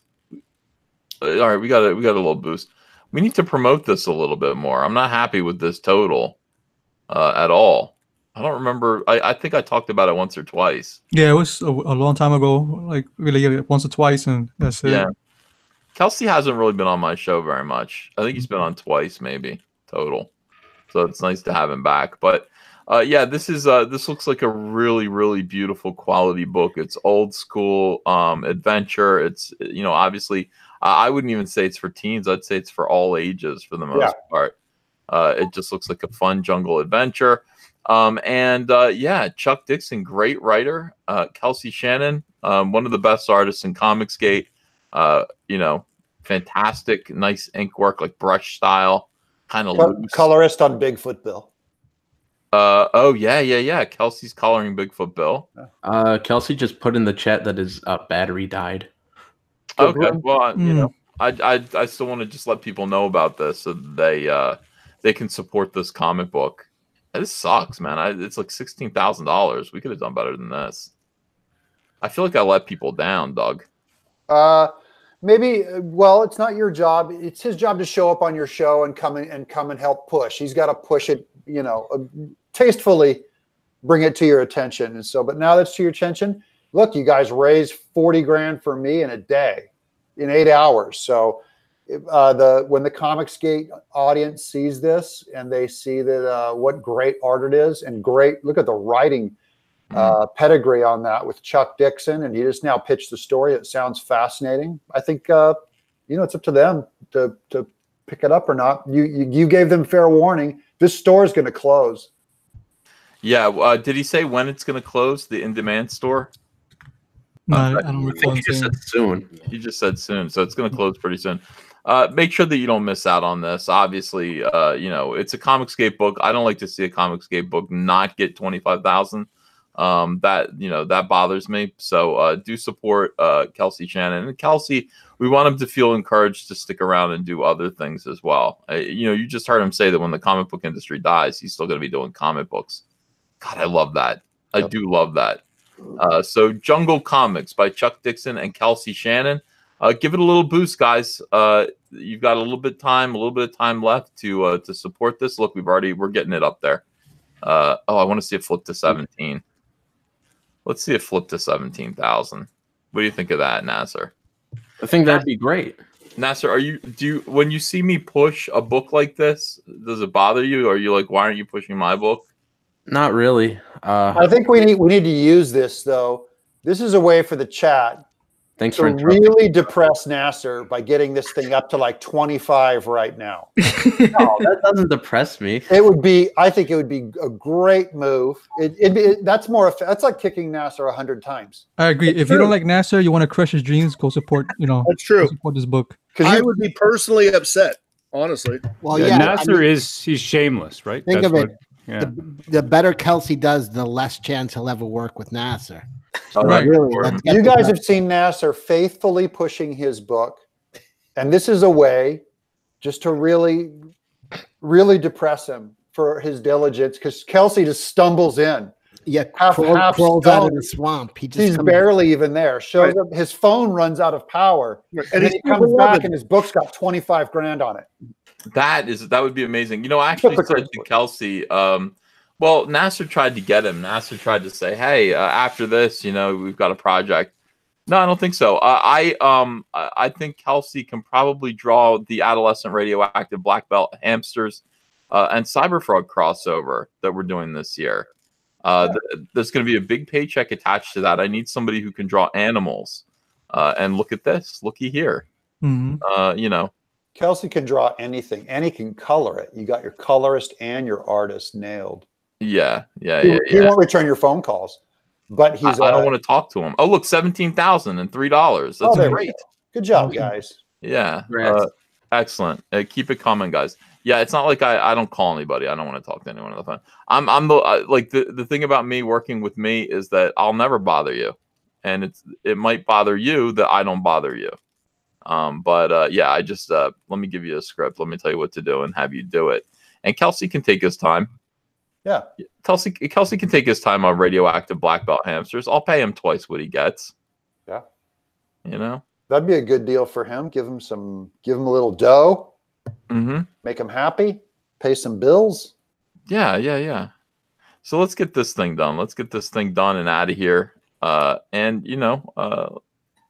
know. Is he done doing? He's done with Bigfoot Bill, right? Oh yeah, he's way done. We're printing, man. Oh, we're printing. I love it. I absolutely love it. All right, very good. Let me read some more super chats here and see what's going on. Let's see. Zaid Comics says, I'd love to come on in once we start promoting our book Magic Cop. Also, I emailed you some ideas for the Arcade Chicago meetup. Hail Comicsgate. Yeah, that's for Star Wars Celebration. All right, cool. George Peter Gatsis says, please back Joe King comic right now and get 5 original illustrations for any perk you choose. Joe King comic. Panda says, did Disney announce the opening date of Star Wars Galaxy's Edge to cover up for the bad Captain Marvel press? Thank you for entertaining us. Love you, EVS. Yeah, I think that they're gonna start leaking Star Wars information now. You know, look, the box office is already in for Captain Marvel. It's doing great. Now they need to change the conversation about it because you know, the conversation is not good. So I do think, yeah, we're going to start hearing some Star Wars stuff soon. And somebody has Bob Iger showed a bunch of people footage from Star Wars 9 already, and we've got the description of it. It's not that interesting, but it's something. Professor Geek, thanks for $10. Hi, Ethan. Mind telling people to check out my Tales from the Stacks on Indiegogo, a collection of sexy, uncanny tales in the vein of Twilight Zone or Tales from the Crypt. Everyone, check out Tales from the Stacks on Indiegogo by Professor Geek. J-Pot Studios says Tales from Beyond the Gate. Boy, that gets confusing there. Tales from the Stacks, and then there's also Tales from Beyond the Gate. A lot of tales. A lot of people have stories to tell, and they're from places. Back it on Indiegogo, Nasser's included. Yeah, J-Pots. Yeah, me and J-Pots got a story together. Nice. Vasan Kasi says, we love you, Kelsey. James Dean Anderson says, why is Ethan dressed like a toaster pastry? Extraordinary Jackson says, Nasser is a troglodyte. Do you know what a troglodyte is, Nasser? No. It is a caveman, more or less. It is. Yes, it is. Oh, okay. Yeah. Don't listen to those racists, Nasser. Neanderthal and proud. Yeah. You know that movie Trog? Remember Trog? It was in Famous Monsters of Filmland all the time. Trog. Yeah, it's Joan Crawford. Yeah, short for troglodyte. What a great movie. That was her last movie. You know, I think that was that. I mean, that she just went. It's not going to get better from here. She died. Yeah, she died with her. She grabbed her little clothes hanger. She'd beat her kids with her mommy dearest kids with. Yeah. Yeah. How come you're a writer, Nasser, who doesn't have a big vocabulary? I mentioned science fiction movies all the time, and he's like, never saw it. With Highlander, I'm a horror guy. I'm not a science fiction He never guy. saw Highlander. He never saw Highlander. What? He never Not saw Highlander? Blade Runner. Wow. I'm like, Have you read anything by Philip K. Dick? No, I like I said, I'm I don't- into horror, no, mystery, don't suspense. I bother read me The again. Exorcist. I read Pet Cemetery. That's the kind of stuff I read. I'm sorry, you misrepresented yourself, Nasser. Nasser is one of the few people on earth who has written more books than he's read. Mhm. It takes a lot of hubris to do that. Philip K. Dick, I recommend, Nasser. Yeah, Philip K. Dick is a very prolific writer. I mean, this guy would turn out a book every week. Yeah, he's amazing. One of my favorites. Don't let the name fool you. Nasser, what do you think? Do you think you're Kubrick? What?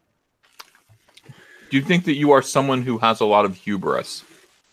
I don't know. You know what You know- hubris means? Yeah. What does it mean? There's some guy named Hugh, and he's going to a bris. He's a hubris. It takes a lot of hubris to not watch a lot of Kubrick. If you calculate that rubric, it's sick. Doug. Spoken word. That was very impressive. It would hubris, Nasser, is just it's overconfidence, and usually it's unearned, or it's usually used when somebody has unearned overconfidence. Overconfidence. Have you guys ever talked to me? I hate myself.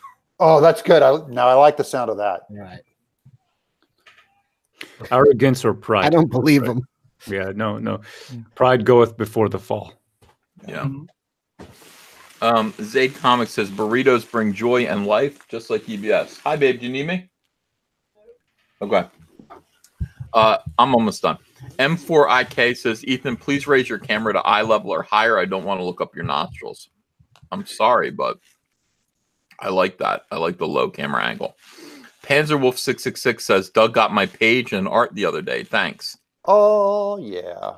James Dean Anderson says the manliest man on this panel is an Indian guy from Canada. Cecil just won the internet. True. Well, Roe is a manly man. I mean, that's part of what the war campaign is. By the way, everyone keeps saying that the war campaign is going to be the death of Comicsgate. Are they still saying that? I thought it was over. That's been like a year now of people saying that. I think it's because, you know what it is? And I thought about this. People think it's the Proud Boys. They yeah, well, the Proud Boys brought down Gavin McInnes. They were able to prove that the Proud Boys was a hate group. Did they prove it?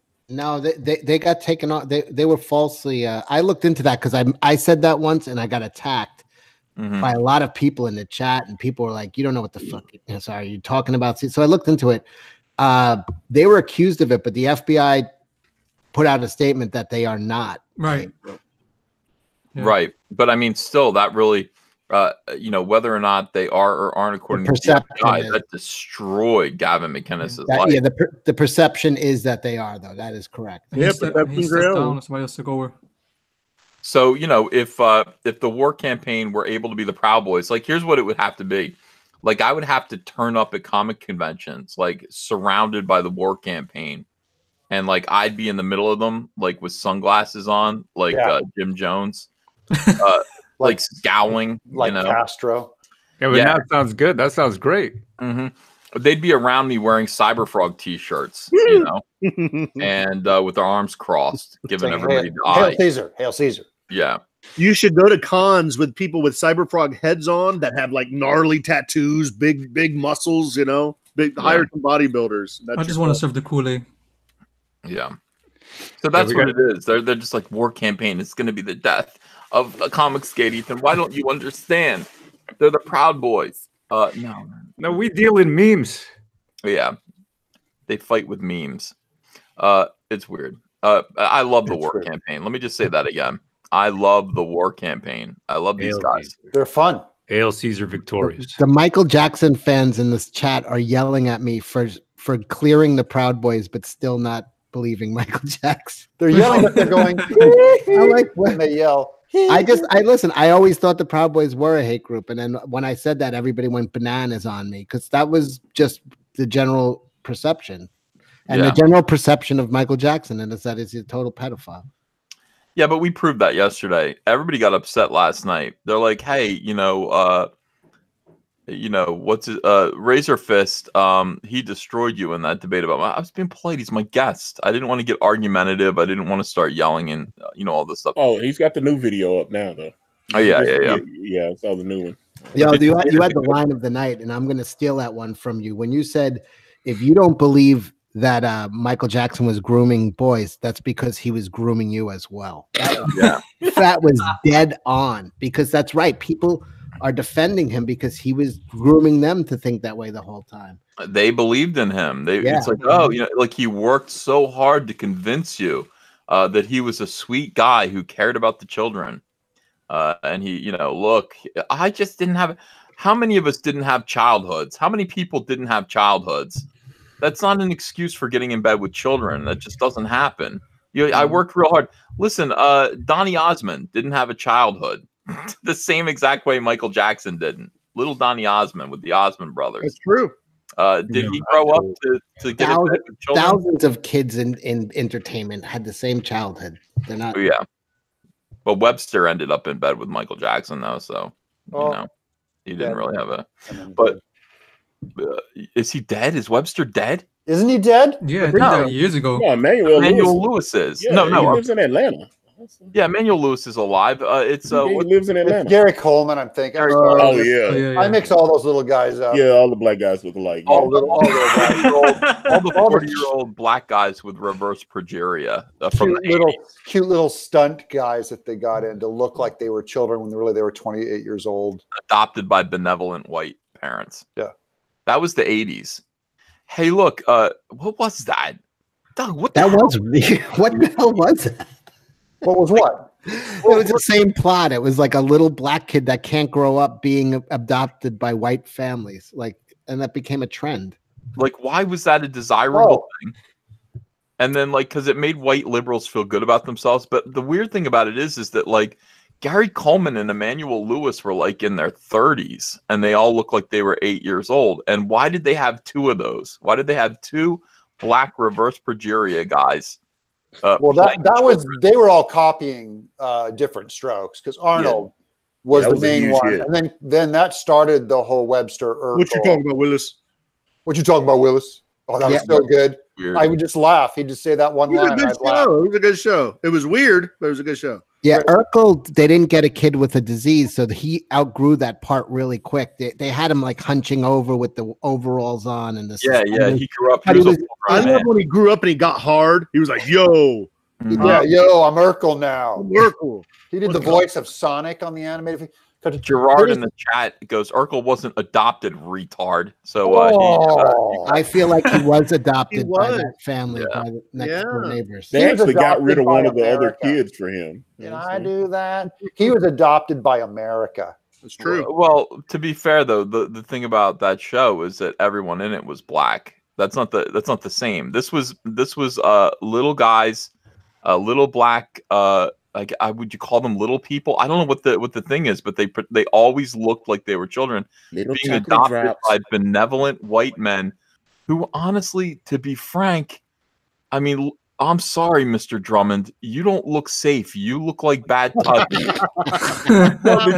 you see that episode where Arnold was about to get molested by that dude? He used to be the Maytag man.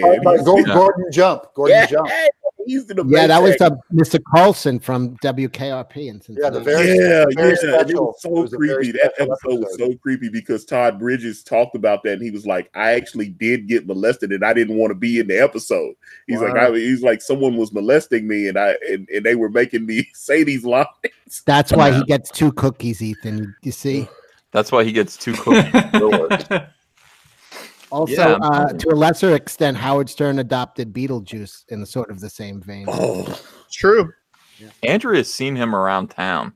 Beetlejuice. He lives around here. Who's this guy? Is that a character on? Is that one of the guys on Stern? One of the guys. Howard Stern, kind of like you on Howard Stern. He's a pinhead. He's the you of Howard. He's the me. Okay. Good to know. That doesn't give me any information. Very small. I'm trying to think of how you see me, and I go, "That's me." It's a complete opposite. He's a complete opposite. I'm Robin when I see myself. Is who I am. No, that's Antonio. Robin. Antonio's Robin.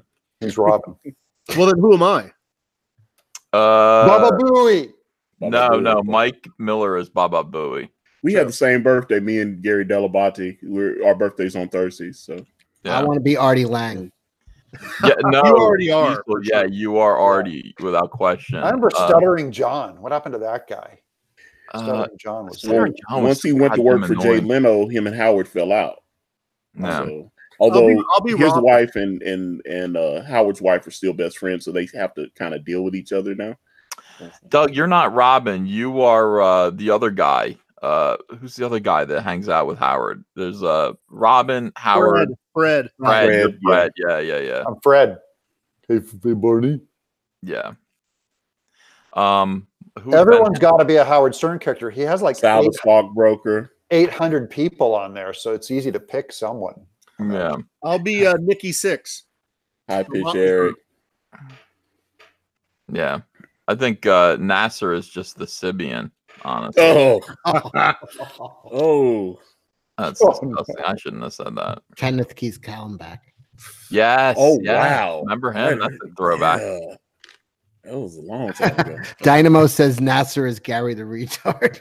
No, what about the Jesus twins? Anybody? Dynamo always shows up to roast me. The Jesus twins were my hero, and I'm glad you brought them up. I actually bought their CD. The Jesus twins. Nobody really knows if they were real or not, but I thought they were very real. You know, one of them died. One of the twins died. Crushingly disappointed. When that guy came on and offered them a contract and they turned it down, that was amazing. That was one of the greatest Feel things. My ubiquity. That was the song. We just turned you down, jerk off. It was like the guy from Epic Records. Oh, that's good. Look up the Jesus twins on Howard Stern on YouTube, and these guys, two extremely arrogant, like a white Milli Vanilli. They show up, and they got a song called "Feel My Ubiquity," and they demand that Howard put it on his Private Parts record. You know, and one of the twins went like he had a breakdown, and they put him like in a mental play. He came back on, he shaved his head and everything. He looks like Doug. He came back out. It was crazy. I was like, and they came out, and I swear to God, like they got to perform live in the studio. The record had already gone to press. They're like, stop the presses and put this song on there. And they came out, and they were basically like Milli Vanilli, but their dance moves were the funniest thing. One of them got down, one of them sort of crouched down and with like his hand behind his head and started doing this kind of Indian dance, while the other one crawled around him on his belly like a snake. It was I swear to God, and they did it like straight-faced, dead serious, super arrogant, super entitled, funniest dudes I've ever seen in my life. I wish the Jesus Twins were still around. Well, one is. One is. Get one of them on the show. Get them on the show, Ethan. Now it's just Jesus. It's just Jesus. Just the Jesus singular unit. Oh, well, I mean, that's, it's only one Jesus left. But fantastic, absolutely. I did buy their CD, and I don't know. I've got it around. That's hilarious. You got the whole all of their songs. It's all them. They only had one song. That's all they just put out a single. Okay. Yeah. Hey, speaking of the Jesus Twins, did you see Richard Pace coming after me on Twitter last week? What did you do? Because I was always ripping on Second Coming, and then he came after me saying he called Jesus a drama queen. What? Richard Pace called Jesus a drama queen. He said, "Your Jesus is a drama queen." He tweeted to me. What a good guy. Your Jesus is a drama queen. What is he, a complete and total jerk off? Like, yeah, completely. I talked to him in writing before he released that, and I told him he was going to hurt people, and they countered on it. He said he countered on it. Anyways, you know what? These guys wouldn't say a damn word about Islam. That's the bottom line. Yeah, he's a jerk off. Sorry. They take easy shots. Yeah. Such a little SJW thing to say. Your Jesus is a drama queen. Hello. Yeah. He might have said the Jesus or something. He's a 50-year-old man. He has a one-bedroom apartment, doesn't have a washing machine. That's how he spends his time.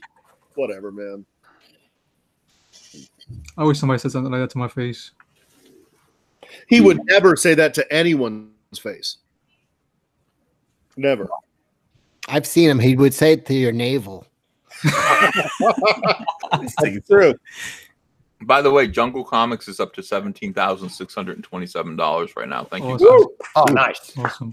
Before the store closes, you guys are going to be bummed. Everyone's going to be talking about it, and you're not going to get it when that store closes. I will say, Dixon loves Jungle Comics. It's one of his absolute personal favorites. He was glad when they were doing it. It's going to be a great series. He has amazing stories in store for it. I know what they are. I can't tell anybody, but trust me, they are amazing. So yeah, go get Jungle Comics. I like Kelsey's advertising. He's kind of doing like the Howard Hughes thing. That's his accessibility. Well, hey, he even said that. He said comics back in the day, you weren't able to just hang out with Dixon and, things like that, right? So, but, that's what he said he's going for. He's playing the Mystique angle. That's why he shows up in his bunker with that one light bulb in the back corner of the room. Spooky.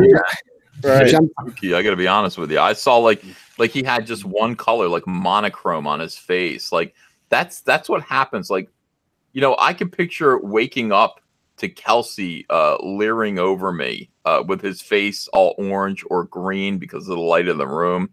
It's some kind of photo processing dark room. And like he's taken a bunch of like 8x10 glossies of me while I was unconscious and gagged up and everything. And they're hanging on a clothesline by clothespins all around me.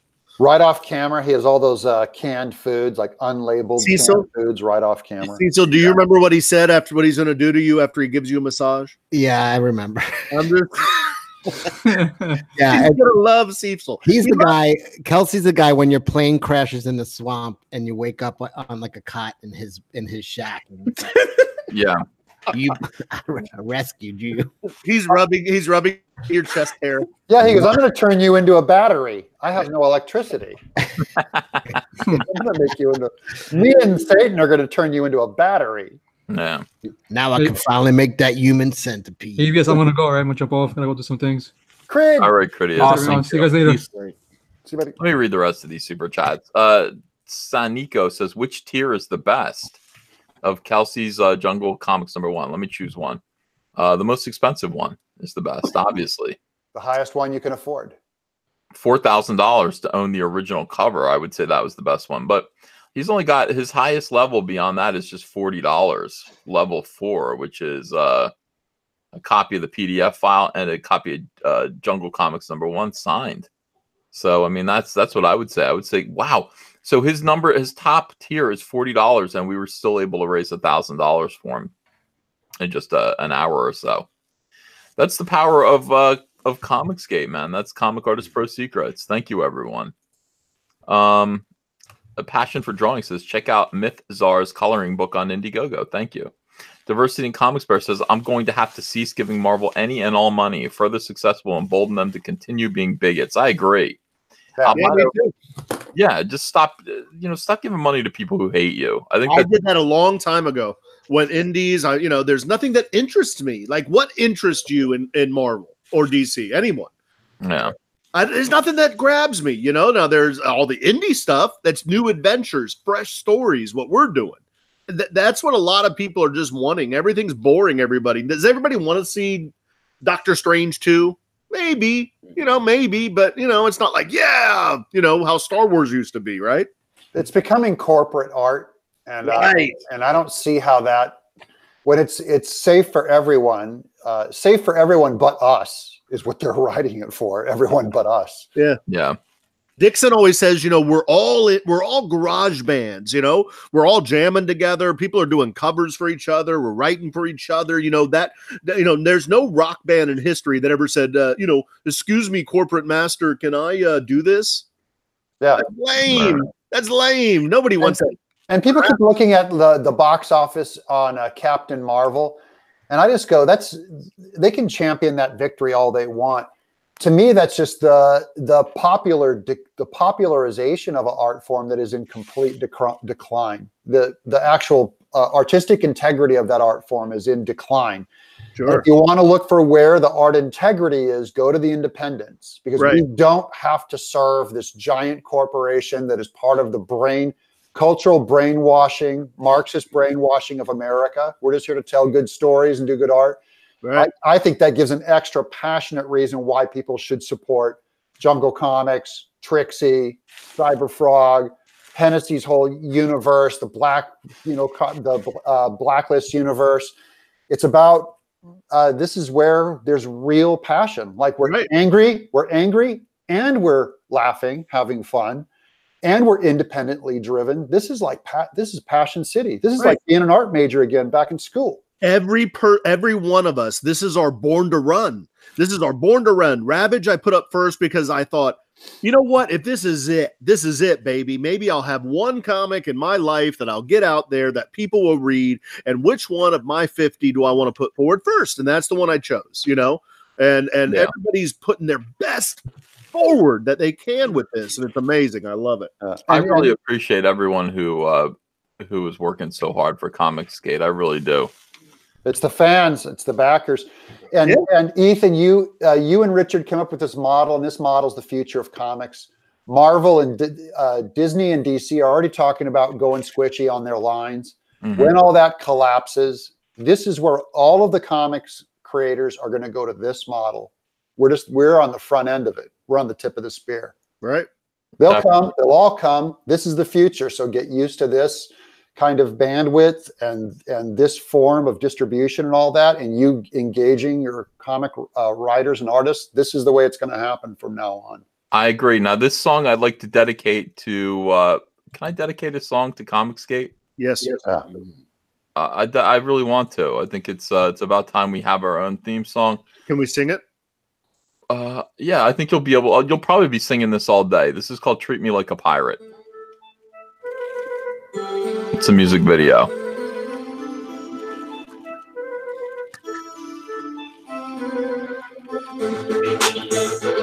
You already like it. Hennessy. treat me like a pirate and give me that booty. Treat me like a pirate and give me that. Treat me like a pirate and treat me like a pirate and treat me like a pirate and give me that. Yo, freaky little thing with her treasure booty, yeah. Money, so I think she kind of snooty. I don't really care. I just want to see her nudity. Captain Full say the pillage and plunder. I'm in for that booty, then I'm going down under that sky. What is this? It's my new favorite guy. I love it. He'll be on next week promoting his comic. Purple pants, purple pants. Purple pants, purple pants. I just feel like grinding now. Yeah.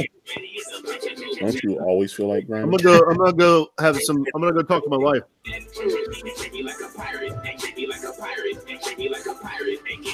I want to shave just like this guy. We all should. It's fake. It's a fake mustache. Can I have the headband? Yeah. Okay.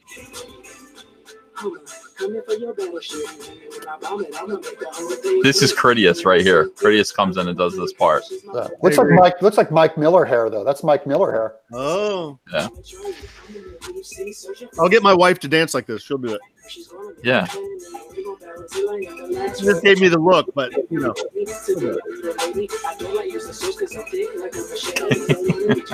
It's Millie. That's what I was just thinking. Yeah. Millie. There she blows. Oh yeah. Walk the plank, walk the plank. Show me your treasure.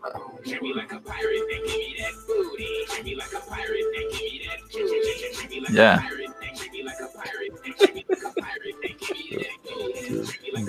How do they do this with a straight face? Bach lives. Bach lives.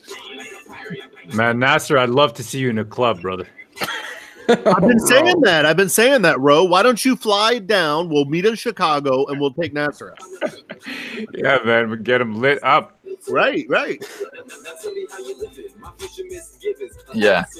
It's Future Misgivings, by the way. That sounds like a threat. I don't know. What do you guys think of our song? Treat me like a pirate and give me that booty.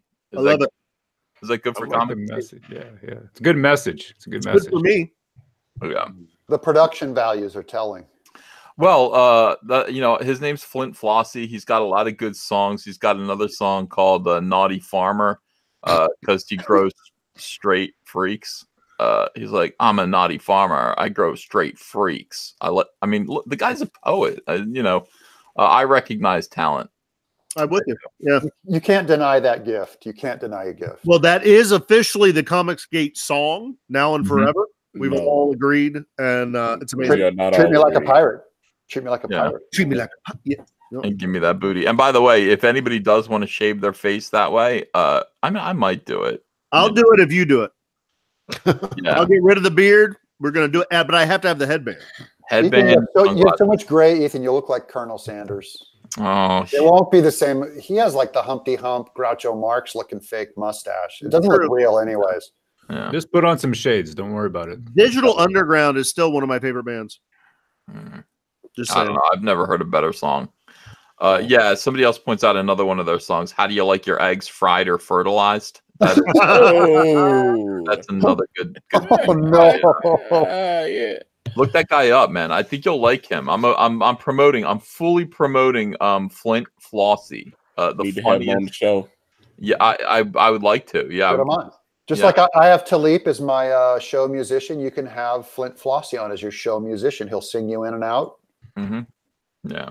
Which, by the way, Ethan, you remember what was about 6 months ago? We were talking, and you had the. It's one of the first shows I was on, and you were talking about the MC Hammer's hype man, and you were wanting to get him on the show. Trying to find MC Hammer's hype man. Well, we found him. His name's Big MC, and he is on Twitter. And basically, what he does is he goes, "Yo, Hammer." Yo, Hammer. And he keeps tweeting at MC Hammer. He's been tweeting at him for 8 years, trying to get a meetup with him. And, hey, remember Hammer? I'm going to be in LA. And MC Hammer doesn't answer him. No. Isn't Hammer a reverend now? He should just go to church. Yeah, he's a minister, but he still does tour dates too. Yeah. Don't hurt him, Hammer. That's right, Al Lewis. Don't break your friend's heart. I mean, this guy, he was the guy who went, oh. in the back of "You Can't Touch This." Like was he in the Taco Bell commercial with the hair that goes up kind of like this? It was like a front shark fin, like a linebacker, and he had those giant baggy wide pants. Those giants. Yeah. Ro Kabir is just frankly stunned by all of this. He no, I'm just listening. I'm listening. Yeah. I love the hammer behind the music is the best thing ever, because they're asking him how he lost $100 million, and he goes, "Well, you got to buy a house. That's $30 million right there." Good point. Yeah, good point. That's what Ethan's going through right now. Yeah. Oh, guys, wait till you see my house. I'm so excited about this house. I'm so excited. Are we having a party or like what's up, man? We gotta have we gotta have a home warming kind of thing. Yeah. A house party. House party. Big house party with Comicsgate coming over, and we'll have a barbecue. It'll be live streamed. Then we'll do a documentary. You got to buy at least 30 Arabian racehorses too. Remember? Yeah. I will show you my crib when I get there. It's this summer, but we're getting ready to do it right now. Congratulations, man! And that was your Born to Run, right? That made that happen. So congrats. Not really. No. Bigger things are coming, guys. You have to understand. I mean, bigger things are coming. I still haven't called Doug, but Doug is going to know everything. Give me a call today. Give me a call. What? All right. I got to jump. The beloved Miss to Naples coming. Ethan, give me the lowdown after the meeting of the minds later. Give me a call. Okay. Let me finish this. Back Kelsey's book, says Ian Howe. Albino Thunderbun says Jungle Comics backer number 923. Kelsey rocks. Black Wolf Senpai says Doug rocking that French penal colony look. Pilgrim Driver says Uncle Ethan, check out Chris Sagi's brothers channel on YouTube. They are flaming Christian brothers, the most bizarre channel I've ever found. Nasser Rabati says Trixie Cain on Indiegogo, 1K from being funded. Please shill. Nasser. Jason Green says, hail everyone, off topic, but I finally got a job and will be able to do more in support of Comicsgate and PO boxes. Thanks for the encouragement. All right, Jason Green, thank you so much. Everyone, I want to thank you for joining me today for this impromptu live stream in which I dressed like an astronaut with a wig. Doug, you should have seen my wig earlier. I'll check out the earlier part of the show later. I'll be watching it. Okay, yeah, you just tune in just for a second. It looked pretty good. I mean, I think. Andrew said, yeah, that looks good on you. I'll be the judge of that. All right. Everyone, thanks very much. And I will see you again with another video later today. Yes, Cecil. Yes, Antonio's doing an interview, and then I am going to try to put together an interview of a bunch of guys with Indiegogo projects later on today. That is true. Right on. We got Canals as well tonight for his new book, Abductables, with Michael Derrick on War Campaign. Very cool. It's a good looking book too. Abductables. Yeah. Unabductables? Unabductables or abductables? Abductables. Abductables, yeah. That's It's got the aliens on. It's a good looking book. Hey, everybody, Ravage ships next week. And at the end of the month is the launch of The Offworlder and the Wraith by B. Hennessy and Mike Barron. And Trixie Cain Blood Reaper's almost funded. Woo! Brad just crossed 59K. All right. Cool. You're going to get 60, dude. Yeah. Pretty quick. All right, guys. I'll see you later. Have a great Sunday. Bye-bye. God bless you guys. Bye, guys. Thanks for having me on. Absolutely.